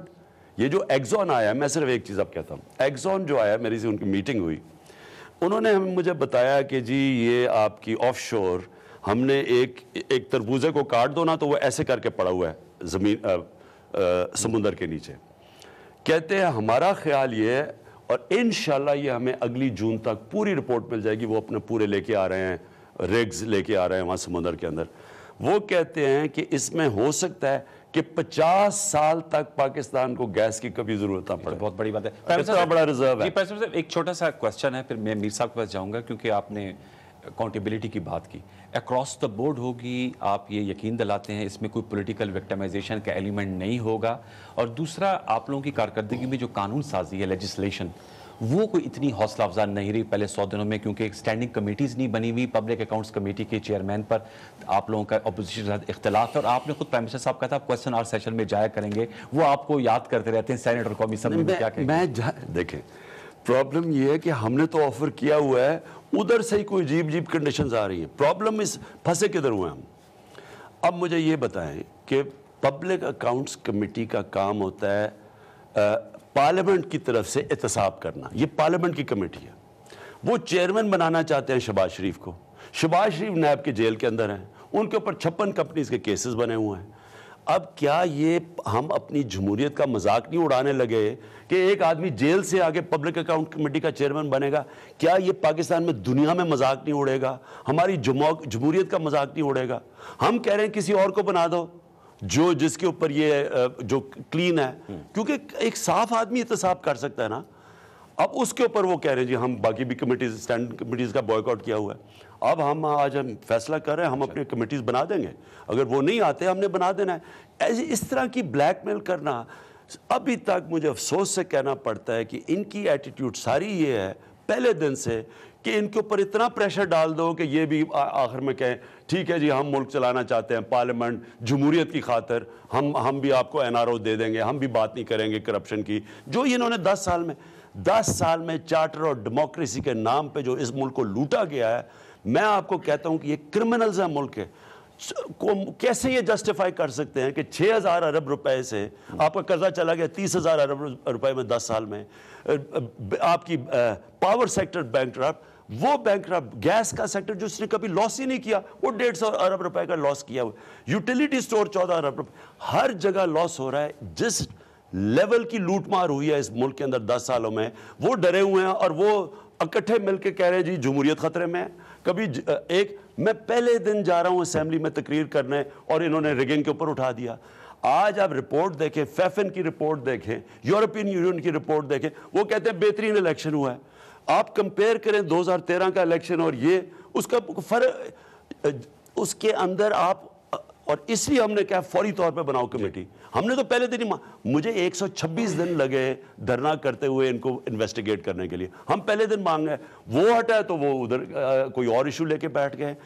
ان کا مقصد صرف یہ ہے کہ ہمیں پریشرائز کریں کہ کسی طرح ہم بھی کہیں جی جمہوریت کی خاطر ہم سارے مل ملا کے چلیں گے, جو چارٹر آف ڈیموکریسی میں 10 سال ہوا ہے. NRO کی آپ نے بات کی, آپ پچھلے 3 مہینے میں کئی دفعہ 2-3 دفعہ آپ نے تقریروں میں یہ کہا ہے, پوری قوم نے سنا کہ کسی کو میں NRO نہیں دوں گا. کان کھول کے سن لو, میں کسی کو NRO نہیں دوں گا. لوگ یہ جاننا چاہتے ہیں کہ کس نے آپ سے NRO مانگا ہے, کیونکہ جب مولانا فضل الرحمان آل پارٹیز کانفرنس میں نواز شریف کو بلاتے ہیں, زرداری صاحب کو بلاتے ہیں, تو وہ تو نہیں آتے, وہ کہتے ہیں نہیں ابھی ان کو چلنے دو. تو لگ تو یہ رہا ہے کہ وہ آپ کو NRO دے رہے ہیں اور نواز شریف صاحب بالکل خاموش ہیں.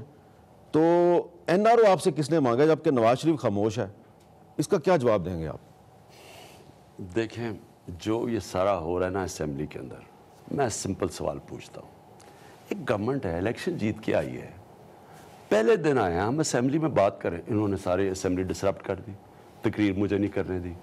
مجھے بتائیں اس کے پیچھے ہم نے بڑی کوشش کی, ہم نے یہ بھی ان کو کہہ دیا کہ ہم पहले दिन कह दिया कि जी हम पार्लियामेंट्री कमेटी बनाने लगे, जो उनकी डिमांड थी रिगिंग के ऊपर।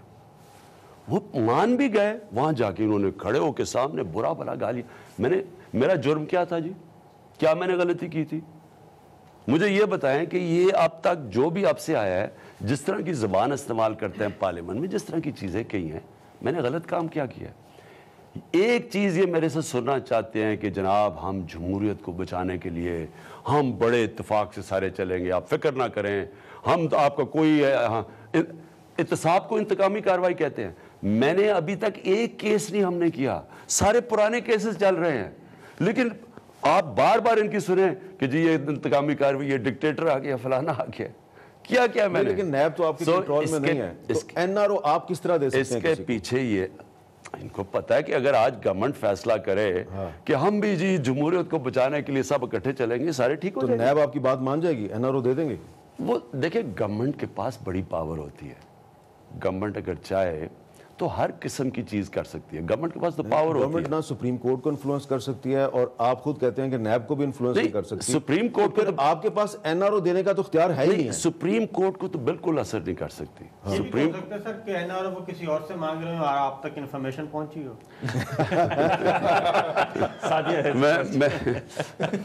मैं आपको एक बात कहता हूँ, ये पहली दफा शायद हुआ हो कि क्योंकि हमें किसी चीज़ की छुपाने की ज़रूरत है। मुझे कोई खौफ नहीं है, किसी से मुझे डर नहीं है।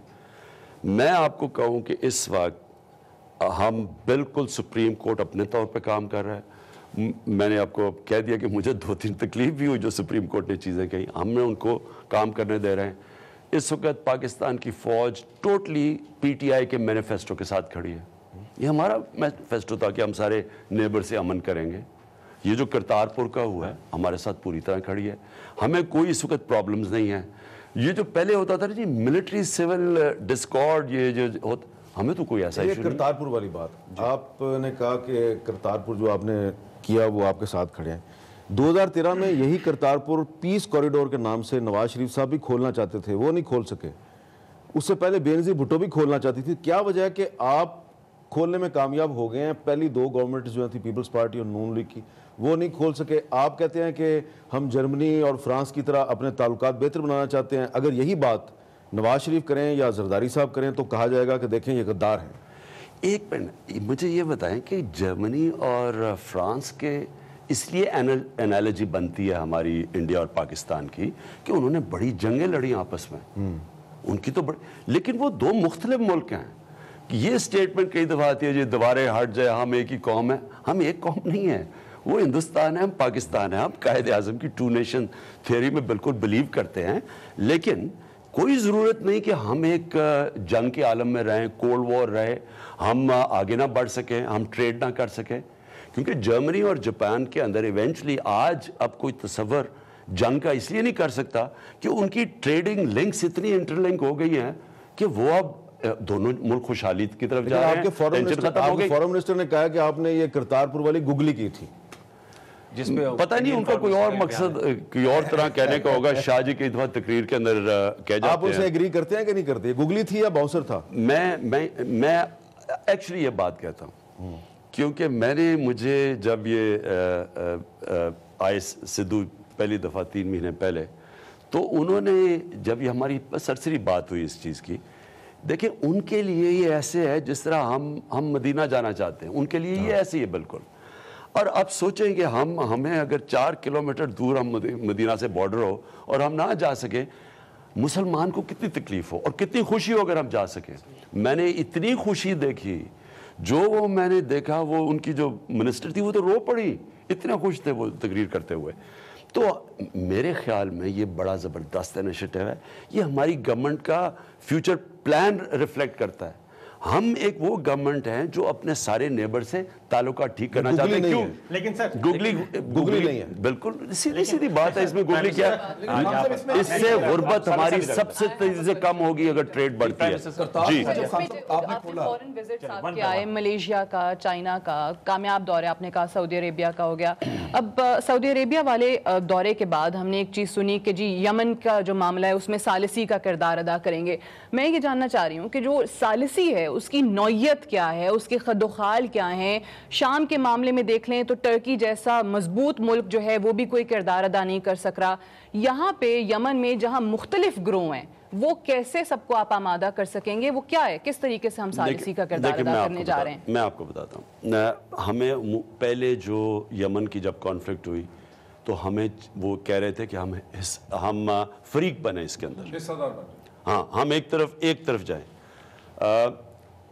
اور ان کو پڑا میرے خیال میں وہاں ان کو برا بھی بنایا گیا کہ ہم نہیں تیار ہوئے اس کے لیے.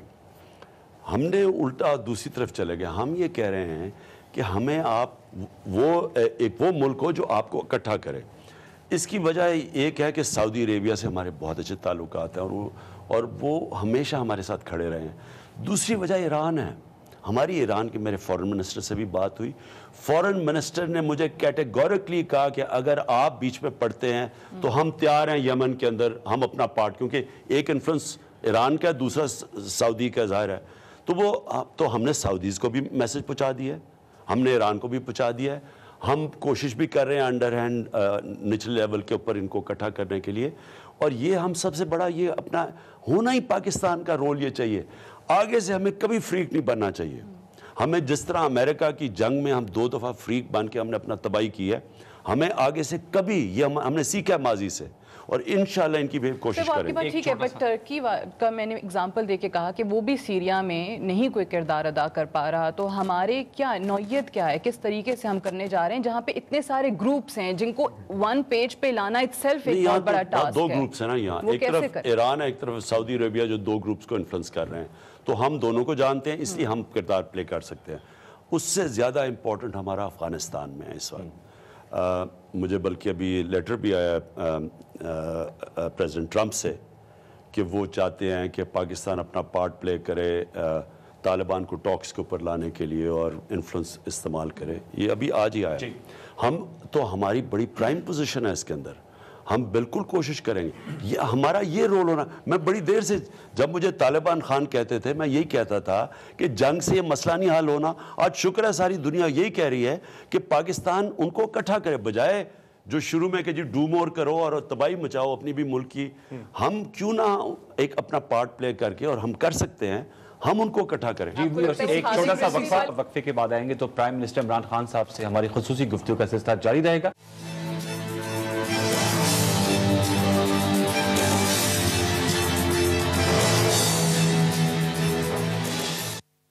ویلکم بیک ویورز, ہمارا گفتگو کا سلسلہ جاری ہے وزیر اعظم عمران خان صاحب کے ساتھ, اور گفتگو ہو رہی ہے مختلف ایشوز کے حوالے سے, کھل کے گفتگو ہو رہی ہے. اس کو آگے بڑھیں گے. ایک چھوٹا سا آپ سے کوسچن, پرائم منسٹر صاحب آپ نے پریزیڈنٹ ٹرمپ کا ذکر کیا, انہوں نے ٹویٹس کی تھی, آپ نے بڑا دبنگ جواب دیا, تو کچھ ہمارے ویورز کو بتائیں گے کہ اب پاک امریکہ تعلقات کس نہج پہ ہیں ان ٹویٹس کی, جوابی ٹویٹس کے بعد؟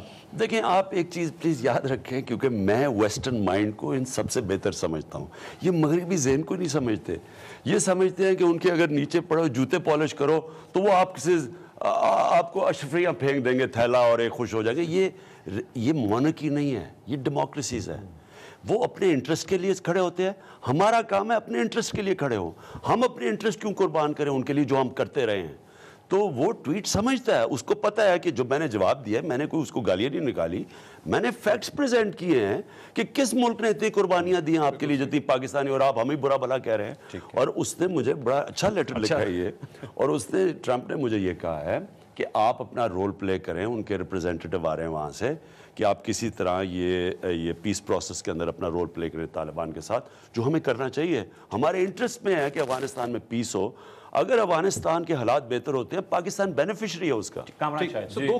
اسی کے حوالے سے آپ نے دو سوال لے لیں گے پہلے. ٹرمپ کے ریلیٹڈ دیکھیں, امریکہ ایک حقیقت ہے, امریکہ ایک حقیقت ہے. ہمارے مسئلے فیٹف میں ہوں یا ہمارے مسئلے IMF کے اندر ہوں, امریکہ کی گڈ ول جو ہے اس میں بہت امپورٹنٹ رول پلے کرتی ہے. آپ نہیں گئے یونائٹڈ نیشن جنرل اسمبلی بھی, وہ کون سا سٹیپ اینڈ سٹیج ہے جہاں پہ آپ امریکہ کے ساتھ اپنی ایک روبسٹ ڈپلومیسی کریں گے, جبکہ آپ کی پارٹی کی بہت سپورٹ ہے اکراس یونائٹڈ اسٹیٹس, PTI کو بہت زیادہ سپورٹ ہے پاکستانی ڈائسپورا. میں باہر کا ٹور تب کروں گا اگر مجھے پتا ہو کہ اس سے پاکستان کو کیا فائدہ. باہر کے ٹرپ تو آپ کر رہے ہیں, امریکہ کا نہیں کیا. تو میں نے جو بھی ٹرپ کیے ہیں وہ سارے 3 تو بالکل ہمارا بیلنس آف پیمنٹ کا ایشو تھا اور انویسٹمنٹ کے ایشو تھے. 3 اس لیے گئے, اور مہاتر کا اس لیے تھا مسلمان اسٹیٹسمین ہے جس کی میں رسپیکٹ کرتا ہوں, جس کی میں ایڈوائز بھی لیتا ہوں, اور مجھے سب سے بہترین انویسٹمنٹس ہمیں وہاں سے آ رہی ہیں, ملیشیا سے. آپ یقین کریں کہ جو مجھے انویسٹمنٹس کی خوشی ہے نا, زبردست انویسٹمنٹس آ رہی ہیں جو پاکستان کو بینیفٹ کریں گی. تو میں صرف امریکہ میں UN میں جا کے تقریر کرنا, میرا پتہ نہیں کہ اس سے مجھے کیا اچیو کرنا تھا. ہاں اگر کہ میں سمجھوں کہ کوئی ایسا ٹائم ہے جب پاکستان تھوڑا ذرا سٹیبل ہو جائے. دیکھیں جن بھی ہیڈز آف سٹیٹس نے مجھے کال کی نا جب میں آیا ہوں, ساروں نے پہلی بات کی کہ ہمیں پتہ ہے آپ کے بڑے برے معاشی حالات ہیں اور ہم اگر کسی طرح کی مدد کر سکیں.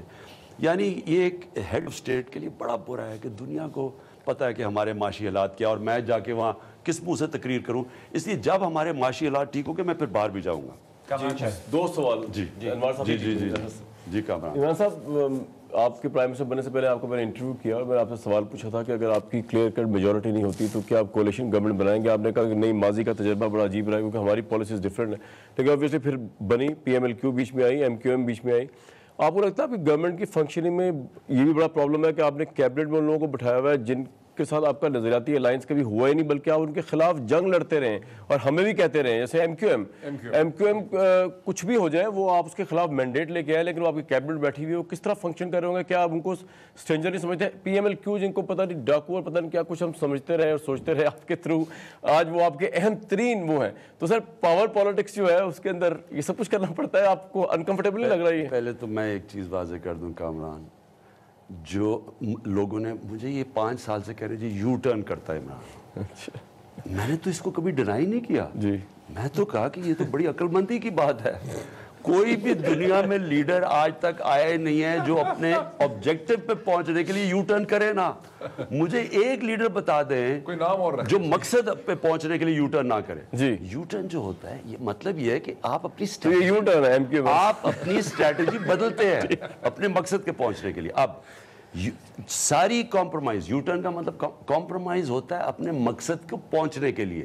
مقصد کے اوپر کمپرومائز ہوتا ہے, اس کو ایکچولی یو ٹرن نہیں کہتے, آپ بدل لینا. نہیں, آپ مقصد کے اوپر کبھی کمپرومائز. جب تک میری جو میں پالیسی بنا رہا ہوں اور اس پالیسی کے اندر جو بھی ہمارے ایلائز ہیں وہ رکاوٹ نہیں بنتے, مجھے کوئی مسئلہ نہیں ہے. اور میری پالیسی یہ ہے کہ ہم نے احتساب سب کا کرنا ہے, کوئی کسی کو انفلوئنس نہیں کیا جائے گا کہ جناب یہ سیکرٹ کاؤڈ یہ نہیں ہونے لگا. ٹھیک ہے, میں نے بار بار کہا تھا کہ نہ پیپلز پارٹی سے الائنس ہوگی نہ نون لیگ سے. لوگوں کا یہ خیال تھا کہ ہمیں ان دونوں پارٹی سے زیادہ ووٹس نہیں پڑنی, سو لہٰذا یا ایک سے الائنس کرنی پڑے گی. میں نے تب کہا تھا کہ میں ان سے کبھی الائنس نہیں کروں گا, کیونکہ یہ انہوں نے کبھی مجھے وہ کام, یہ جو آج اسمبلی میں شور مچا ہوا ہے نا, انہوں نے مجھے الائنس کر دیتا تو مجھے اپنے مین چیز سے پیچھے ہٹنا پڑنا تھا جو منی لانڈرنگ اور کرپشن. سر دوسرا سوال سوال مختصر ہوگا, عمران صاحب جتنا لمبا جواب دیں. سر اسٹیبلشمنٹ جو ہے وہ ہمیشہ بڑا افیکٹو رول پلے کرتی ہے پاکستان کی پولیٹیکل پاور سٹرکچر میں. آپ کا ایکسپیرینس کیسا ہے؟ انڈیا سے تعلقات ہوں یا امریکہ سے تعلقات ہوں یا ایون نواز شریف صاحب کی ڈیلنگ کا معاملہ ہو, دیکھا ہمیں نظر آ رہا ہے نواز شریف جو ہے انہوں نے پنجاب میں آپ کی حکومت بدلنے کے لیے کچھ نہیں کیا, زرداری صاحب نے کچھ نہیں کیا. اس میں بھی کہا جا رہا ہے کہ اسٹیبلشمنٹ کا رول ہے. بہت سے کوارٹر یہ بات کر رہے ہیں, آپ کے چلے افغانستان بھی ایڈ کر رہے ہیں, کتنا پریشر ہوتا ہے اسٹیبلشمنٹ کا فورن پالیسی بنانے میں؟ اچھا یہ بڑا, میں اسٹیبلشمنٹ کا رول صرف پوچھنا چاہ رہا ہوں. آپ یہ سوچیں کہ امریکہ اتنی بڑی ڈیموکریسی ہے, پینٹاگن کا کیا رول ہوگا پالیسی فارمیشن میں؟ آپ کوئی کتاب, ایک کتاب ہے باب وڈورڈ کی اوباماز وار, جس میں وہ کہتا ہے کہ اوباما بار بار پوچھ رہا تھا سرچ کرنے سے پہلے کہ ہمیں جیت کے آیا افغانستان میں, ہم جیتے نہیں, وہ وڈرا کرنا چاہتا تھا. پینٹاگن نے اس کو سرچ کروائی. یعنی جو اتنی ڈیزاسٹر آج جو پھنس گئے امریکہ, اس وقت ہالبرو کے ساتھ وہ امن کی بات کرنا چاہتے تھے, اس نے جا کے پینٹاگن کے پریشر میں کیا. دیکھیں جدھر سیکیورٹی سچویشن ہوتا ہے نا, آپ کو لینی پڑتی ہے ایڈوائس اپنی اسٹیبلشمنٹ. سر ویٹو آپ کے پاس ہے ان کے پاس ہے؟ ملٹری اسٹیبلشمنٹ کے پاس ویٹو کس کے پاس ہے؟ پہلے سمجھ لیں کہ اسٹیبلشمنٹ کا رول, پھر ادھر آ کے بیٹھ جائے ساتھ ان کے, وہ اتنے انٹیلیجنٹ پرائم منسٹر ہیں, وہ پھنس سکتے ہیں. اسٹیبلشمنٹ کا رول امپورٹنٹ ہر ادھر ہوگا جدھر سیکیورٹی سچویشن ہے, کیونکہ ان کے پاس ایک پوری انسٹیٹیوشنل میموری ہے اس چیز کی کہ یہ ہوا یہ ہوا یہ ہوا, یہ کر رہے ہیں, ان کی انٹیلیجنس ایجنسیز یہ کر رہی ہیں, ہم یہ تو پہلے تو آپ کو وہ پوری بریفنگ دیتے ہیں جو ہمارے پاس نہیں ہے. پہلے نمبر 1 جب آپ سیکیورٹی سچویشن ہوتا ہے ان کی رائے ضرور لیتے ہیں, اور ساری دنیا لیتی ہے.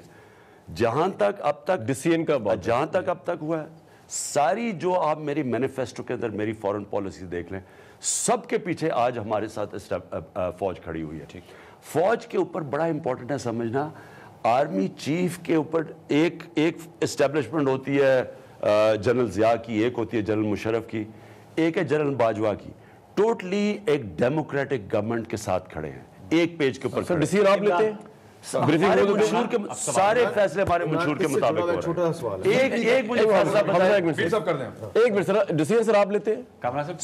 اوبیسلی میں لیتا ہوں. اچھا, سارے اس وقت میں انڈیا اور امریکہ کے معاملات میں فیصلہ نہیں ہے جو کہ میرے فیصلے نہیں ہیں, اور ایک فیصلہ نہیں جس کے پیچھے پاکستانی فوج نہیں کھڑی.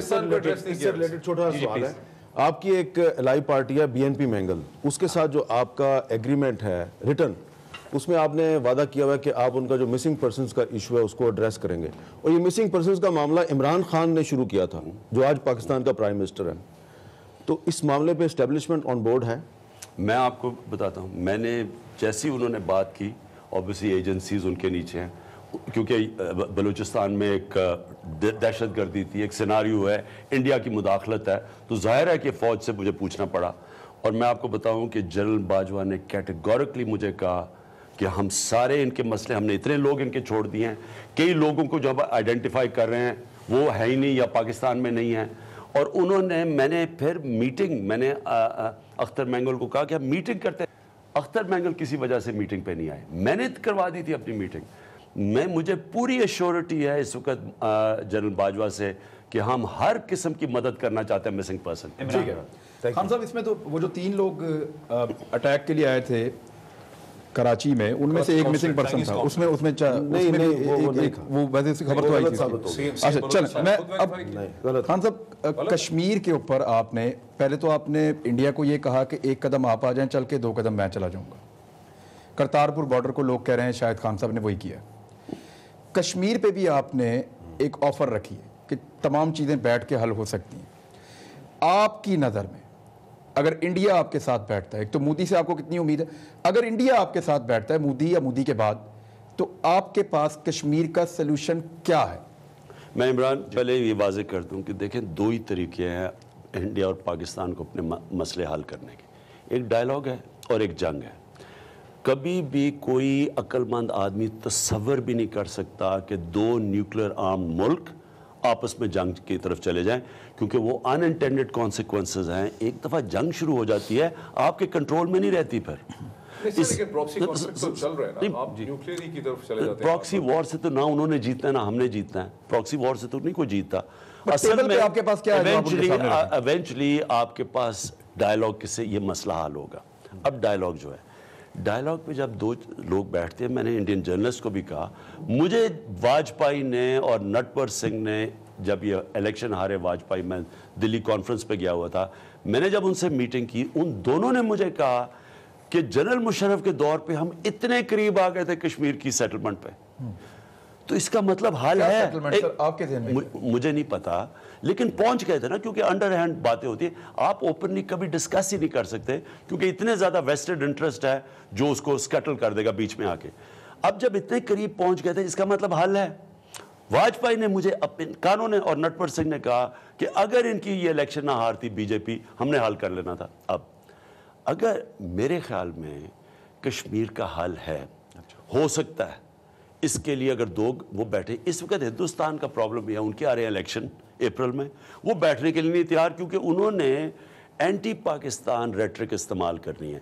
میرے خیال میں جو شاہ محمود کا گوگلی کا مطلب یہ تھا کہ جو کرتارپور کے بعد اور جو ہم نے آفرز دی ہیں, ہندوستان کے لیے ہمارے خلاف نفرت کرنا بڑا مشکل ہو جائے گا کیونکہ وہ ساری جگہ ہمارا گیا ہے. انڈیا میں میری پوری لائیو تقریر گئی ہے, ہم آفر کر رہے ہیں, ہم ہر چیز ان کو کہہ رہے ہیں کہ ہم تیار ہیں ڈائلاگ کے لیے, ہم 2 قدم آگے نہیں. کس منہ سے وہ ہمیں برا بھلا کہیں گے؟ میرے خیال میں انڈیا گوگلی کا مطلب یہ کہ اب ان کے لیے پروپیگنڈا کرنا مشکل ہو گیا اپنی عوام سے. سولوشن کیا ہے صاحب؟ آپ کے پاس سولوشن کیا ہے؟ آپ جب ٹیبل پہ بیٹھتے ہیں آپ کے دماغ میں کچھ تو چل رہا ہوگا بطور پرائم منسٹر. کشمیر کا سولوشن کشمیر کے 2-3 انہوں نے حل پہ بات کر رہے ہیں گریجول یعنی فیزز کے اندر وہ ہے, لیکن وہ جب تک ڈائلاگ شروع نہیں ہوگا وہ پبلک میں بات کریں. سر مولانا فضل الرحمان صاحب اور اب پی ایم ایل این بھی خادم حسین رضوی صاحب کو سپورٹ کر رہے ہیں, جن کو آپ کی گورنمنٹ نے گرفتار کر لیا ہے. یہ ویسے اس ایشو کے اوپر یہ ایشو بہت بڑا تھا. آپ چائنا کچھ کہہ کر گئے تھے, پیچھے سے پاکستان میں کچھ اور ہو گیا. اس کے اوپر آپ کو پہلے تانے ملتے رہے کہ آپ نے جو کہا وہ آپ کر نہیں پائے اور انہوں نے سڑکوں پہ قبضہ کر لیا. اب جب آپ نے ان لوگوں کو پکڑ لیا ہے تو ایک ڈیفرنٹ سچویشن ہے, اس کو ٹیکل کیسے کر؟ میں بڑا امپورٹنٹ ٹیکل کی بات, یہ تو شیئر اپرچونزم ہے, ان کو شرم آنی چاہیے. جو یہ مولانا فضل الرحمان تو آپ جو مرضی حکومت کر لے اس نے اس کے اگینسٹ ہی بولنا ہے, اس کی سیاسی دکان بند ہو گئی ہے. ان کو پتہ ہے کہ جو کے پی میں وہ شکست ہوگی اور آگے کیا ہونے والا ہے, وہ اس سے ڈر کے وہ ہر جو آدمی چاہے ہندوستان بھی پاکستان کے خلاف وہ اس کے ساتھ کھڑا ہو جائے گا. اس کا صرف مقصد یہ ہے اپنی سیاسی دکان بچانے کے لیے. افسوس کی بات یہ ہے کہ ایک جو انہوں نے کیا ٹی ایل پی نے, ہم نے ہر کوشش کی ان سے بات کرنے کی. آپ یقین کریں ہر طرح ہم نے ان کو کہا. پہلی دفعہ آنے لگے یہاں, شکر ہے وہ ہم نے ہالینڈ وہ ان کے آنے سے پہلے ہی ہم نے خود انیشیٹ کیا ہالینڈ کے وزیر سے, پھر ہم نے ان کے فارن منسٹر سے بات کی. آخر میں انہوں نے وہ اس کو کہا کارٹون واپس لے لو, تو پھر یہ رکے, نہیں تو یہ پھر پہنچنے لگے تھے. اس کے بعد ہم نے انیشیٹ کیا انٹرنیشنلی, ہم نے جا کے OIC پہ بات کی, ہم نے جا کے UN میں بات کی. پہلی دفعہ یورپین یونین کے ہیومن رائٹس کورٹ نے فریڈم آف سپیچ کی آڑ لے کے نبی صلی اللہ علیہ وسلم کے خلاف بات کرنے کے اوپر انہوں نے اس کو غیر قانونی کہہ دیا. پہلی دفعہ ہوا یہ. اس کے بعد ہم نے آگے نکلے ہیں, ہم ایک اور کنونشن لانے لگے ہیں کہ یہی فریڈم آف سپیچ مغرب نہ استعمال کریں. ہم وہ کر رہے ہیں ان کے پریشر میں نہیں. یہ میں بڑی دیر سے لگا ہوں, جب سلمان رشدی کا میں نے کینسل کیا, میں انگلینڈ جا رہا تھا, اسی پہ سلمان رشدی آ رہا تھا, میں نے جب کینسل کیا میں تب سے لگا ہوا ہوں کہ ہولو کاسٹ کے اوپر آپ 4 یورپین سٹیٹ میں آپ جیل میں ڈال دیتے ہیں لوگوں کو, وہاں فریڈم آف سپیچ بھول جاتے ہیں. ہمارے نبی صلی اللہ علیہ وسلم کو جب کوئی برا بلا وہ فریڈم سپیچ آ جاتی ہے. میں تب سے لگا ہوا ہوں کہ ہمیں ان کے پبلک کو اپیل کرنا چاہیے, کیونکہ ان کو نہیں سمجھ اس چیز کی. تو ہم ایک طرف یہ لگے ہوئے ہیں, یہ ہمیں بنا رہے ہیں, مجھے بنا رہا ہے کوئی, میں یہودی لابی ہوں, کوئی قائدیانی ہے, کوئی چیف جسٹس واجبی قتل ہے. کون سی دنیا میں ایسے ہوتا ہے؟ اور سپریم کورٹ فیصلہ کر رہا ہے, ہمارا اس میں کیا لینا دینا ہے؟ گورنمنٹ اگر سپریم کورٹ کے فیصلے کو امپلیمنٹ نہیں کرے گی, حکومت تو ختم ہو گئی. سپریم کورٹ فیصلہ کر رہا ہے اور اٹیک ہمارے اوپر ہو رہا ہے. اس لیے یہ اگر آپ یہ الاؤ کریں گے, پاکستان کی اسٹیٹ ایگزسٹ نہیں کرے گی. کہیں نہ کہیں سٹیٹ سٹینڈ لیتی ہے اس کے اوپر. اب کر کیا رہے ہیں یہ ان کے لوگ جن کا صرف اور صرف مقصد, میں آپ کو یقین دلا رہا ہوں, ان کے پیچھے ان کی نیت میں ایک چیز ہے, ان کو اپنی چوری کی پڑی ہوئی ہے کہ انہوں نے پکڑے جانا ہے یا سیاسی دکانیں بند ہو رہی ہیں. صرف اس لیے یہ ہر جو بھی سٹیٹ کے اگینسٹ کام کرے گا وہ ان کے ساتھ مل جائے گا. بیک کے چکر میں بہت سارے بے گناہ بھی پکڑے گئے ہیں. کئی بے گناہ بھی 2018 کے الیکشن میں 20 سے 25 لاکھ ووٹ بھی لیا ہے ان کے کینڈیڈیٹس. میں آپ سے جاننا چاہوں گا کہ ان لوگوں کے لیے جو ایک طبقہ ان کو سپورٹ کرتے ہیں, ان کے نیریٹو کو کاؤنٹر نیریٹو بھی کو لے کر آئیں گے. لیکن جی سپورٹ, اگر کوئی کھڑا ہو جائے کہ میں نبی صلی اللہ علیہ وسلم کا سپاہی ہوں, ساری قوم اس کے ساتھ کھڑی ہو جائے گی. یعنی یہ کس کے دل میں ہمارے نبی نہیں بستے؟ میرے خیال میں ایک انسان میں ایمان آ ہی نہیں سکتا جب تک اس پہ عشق نہ کرے نبی صلی اللہ علیہ وسلم سے. تو جو بھی ان کا سپاہی بنے گا اور ان کے اوپر اسٹینڈرڈ لے گا, لوگ تو ان کے ساتھ چلیں گے. سیاسی قوت بھی ہے نا, لیکن اس کو استعمال کرنا ووٹ بینک کے لیے جو انہوں نے کر رہے ہیں, آپ یہ تو ہر باری پبلک میں نکلتے ہیں ووٹ بینک بڑھانے کے لیے. آپ نے بہت امپورٹنٹ خبر دی ہے کہ پریزیڈنٹ ٹرمپ نے آپ کو خط لکھا ہے, ٹھیک, اب آپ کا وے فارورڈ کیا ہے ان کے ساتھ افغانستان میں, کیونکہ وہ افغانستان میں آپ سے مدد چاہتے ہیں. وے فارورڈ یہ ہے کہ ہم پوری کوشش کریں گے کہ افغان طالبان کو کسی طرح امریکنز کے ساتھ ڈائلاگ پہ بٹھائے تاکہ ان کی بات آگے چلے. تاکہ دیکھیں لیکن ہو نہیں رہا نا, ہو نہیں رہا یہ کہ ایفرٹ ہم کر رہے ہیں, ہو نہیں رہا یہ. دیکھیں ہم تو کوشش کر سکتے ہیں نا, ہم تو کوشش کر سکتے ہیں. جی سر, آپ لیگل ریفارمز لانا چاہ رہے ہیں کافی شعبوں میں, اس کے لیے لیجسلیشن کی ضرورت پڑے گی. قومی اسمبلی میں آپ کے پاس سمپل میجورٹی ہے, سینٹ میں نہیں ہے. جب تک سینٹ سے بل اپروو نہ ہو कोई भी कानून हतमी तौर पे बन नहीं सकेगा। इसके लिए आपको कोई ना कोई पॉलिटिकल सेटलमेंट करना पड़ेगी किसी भी पार्टी से। सेनेट में पीपल्स पार्टी भी है, मुस्लिम लीग नवाज भी है, 2 जमातें मेन। तो इन दोनों के में से किसको प्रेफर करेंगे आप कोई सेटलमेंट कर लें लीगल रिफॉर्म्स के लिए? प्रॉब्लम मैं क्या कहूँ, उनकी दोनों लीडरशिप के ऊपर केसेस हुए हैं। सेटलमेंट तो यही होगी कि उनके केसेस से हम उनकी मदद करें, और क्या होगी सेटलमेंट? हमने जो लेजिस्लेशन लेके आ रहे हैं, हम ये ऑर्डिनेंस के लिए के ज़रिए लेके आएंगे जो आवाम को फ़ायदा होने लगा है। 1 साल और 1.5 साल में सिविल केसेस ख़त्म होंगे। ये जो ज़मीनों के केसेस 30-30 साल है, और ये बड़ी इसके ऊपर काम हुआ है अदलिया के साथ, वकला के साथ। 1-1.5 साल में सिविल केसेस, लीगल एड गरीबों के लिए, विसल ब्लोअर एक्ट, ये इंशाल्लाह जो पाकिस्तान में आ रहा है, हमारे लिए हर डिपार्टमेंट के अंदर हमारे इन्वेस्टिगेटर बैठ जाएंगे। जिसको पता चला 20% मिलेगा जो रिकवरी होगी। ये ज़बरदस्त एक चीज़ सामने आ रही है। ख्वातीन के लिए, बेवाओं के लिए, जो बेचारियों के केसेस फंस जाते हैं, उनके लिए हम स्पेशल प्रोविजंस बना रहे हैं। ये केस अगर हम ये असेंबली में भी लेके आए और इसके खिलाफ कोई जाएगा ना, तो पब्लिक के अंदर जीरो हो जाएगा, क्योंकि सारे गिरफ्तार हो जाएंगे। इसी को आगे बढ़ाना चाहता हूँ कि आपने जो 100 दिन मुकम्मल होने पे जो तकरीर की थी कन्वेंशन सेंटर में, उसने आपने जनूबी पंजाब का भी जिक्र किया कि हम उसके लिए एक अलग सेक्रेटेरिएट बनाएंगे। तो जनूबी पंजाब सूबा बनाने के लिए भी आपने कॉन्स्टिट्यूशनल अमेंडमेंट करनी है, तो उसके लिए भी आपको जो अपोजिशन है उसकी मदद चाहिए। अब पता नहीं वो आपसे ताउन करेंगे या नहीं करेंगे, लेकिन आपकी अपनी हुकूमत के जो एलाइज हैं, मसलन तारिक बशीर चीमा साहब जो हाउसिंग मिनिस्टर हैं आपके, वो ये कहते हैं कि साउथ पंजाब सूबा जो है उसमें बहावलपुर अगर शामिल होगा तो मैं खान साहब से कहूँगा कि इसको शामिल ना करें, क्योंकि बहावलपुर सूबे के लिए पंजाब असम्बली की एक अलग से करारदाद है। इस इशू को आप किस तरह सेटल करेंगे? नंबर 1 कि अपोजिशन से जनूबी पंजाब सूबे पे आप ताउन किस तरह लेंगे, और आपके अपने जो इत्तेहादी हैं वो कहते हैं बहावलपुर सूबा अलग बनना चाहिए, तो उनको कैसे राज़ी करेंगे? देखिए, हमारा हामिद सारा मकसद ये है कि लोगों की आसानी हो।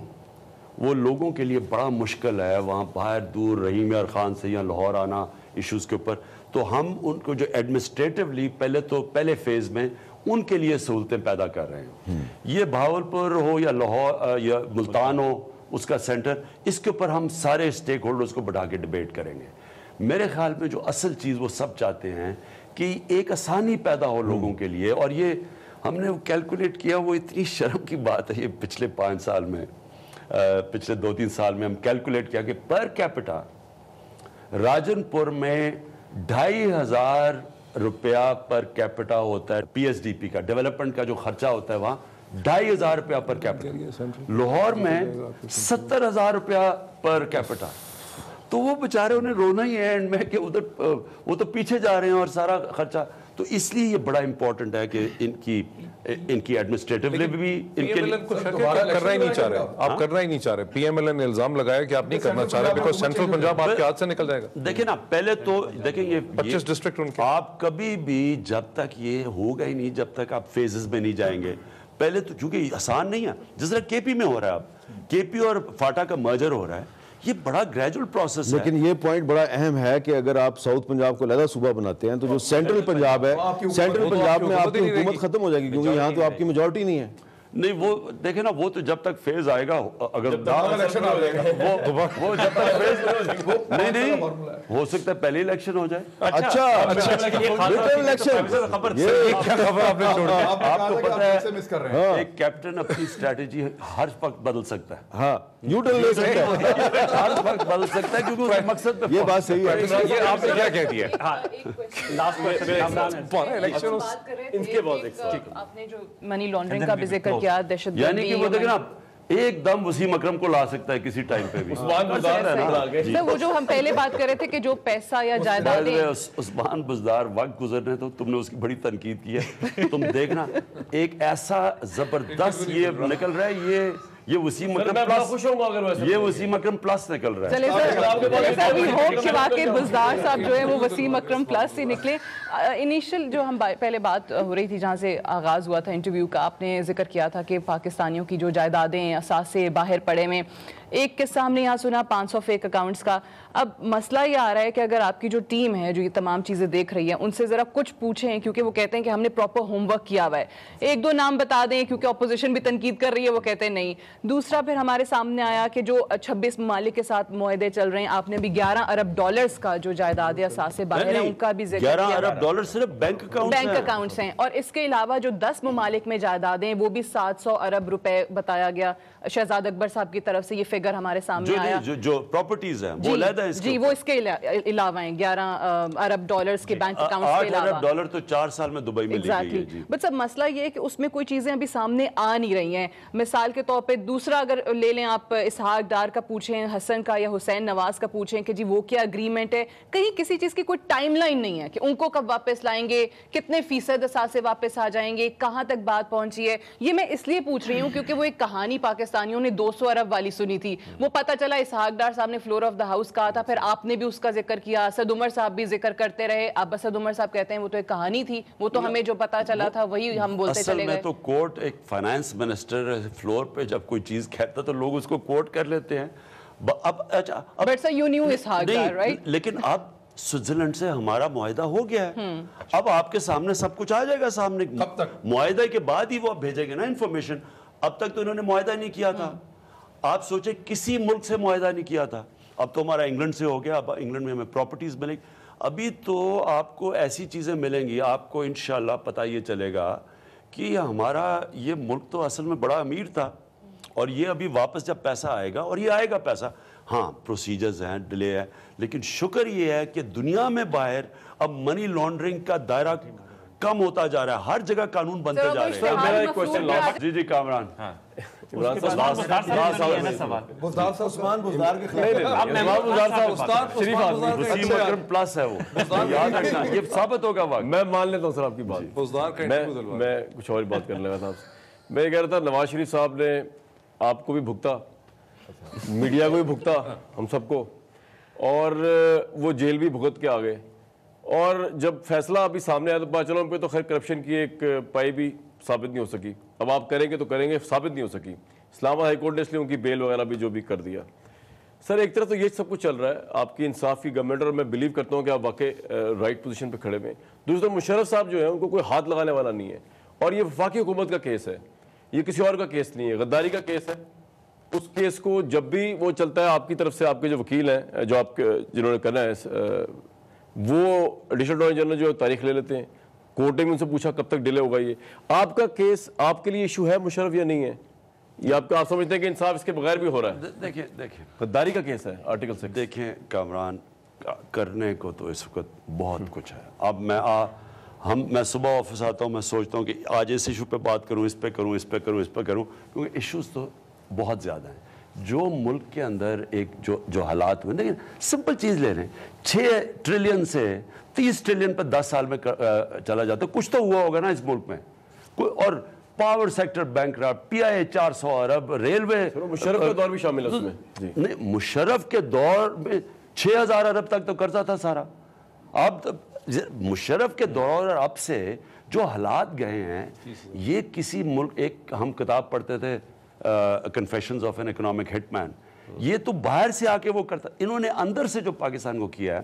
اس لیے آپ کو پرائرٹائز کرنا پڑے گا کہ کدھر سے شروع ہو, کیا کون کون سے ایشو کو پکڑنا ہے.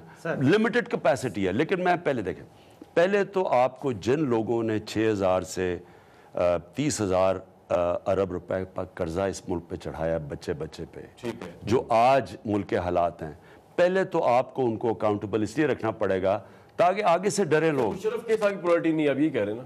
مجھے تو اس کے اوپر پوری طرح, میں نے اس کے اوپر مجھے وفاقی حکومت لیڈ کر رہے ہیں ہونا, میری کسی کو بھی جو بھی ملک کو نقصان پہنچاتا ہے, قانون توڑتا ہے, اس کو اکاؤنٹیبل ہونا. آپ کریں گے سر ان کو؟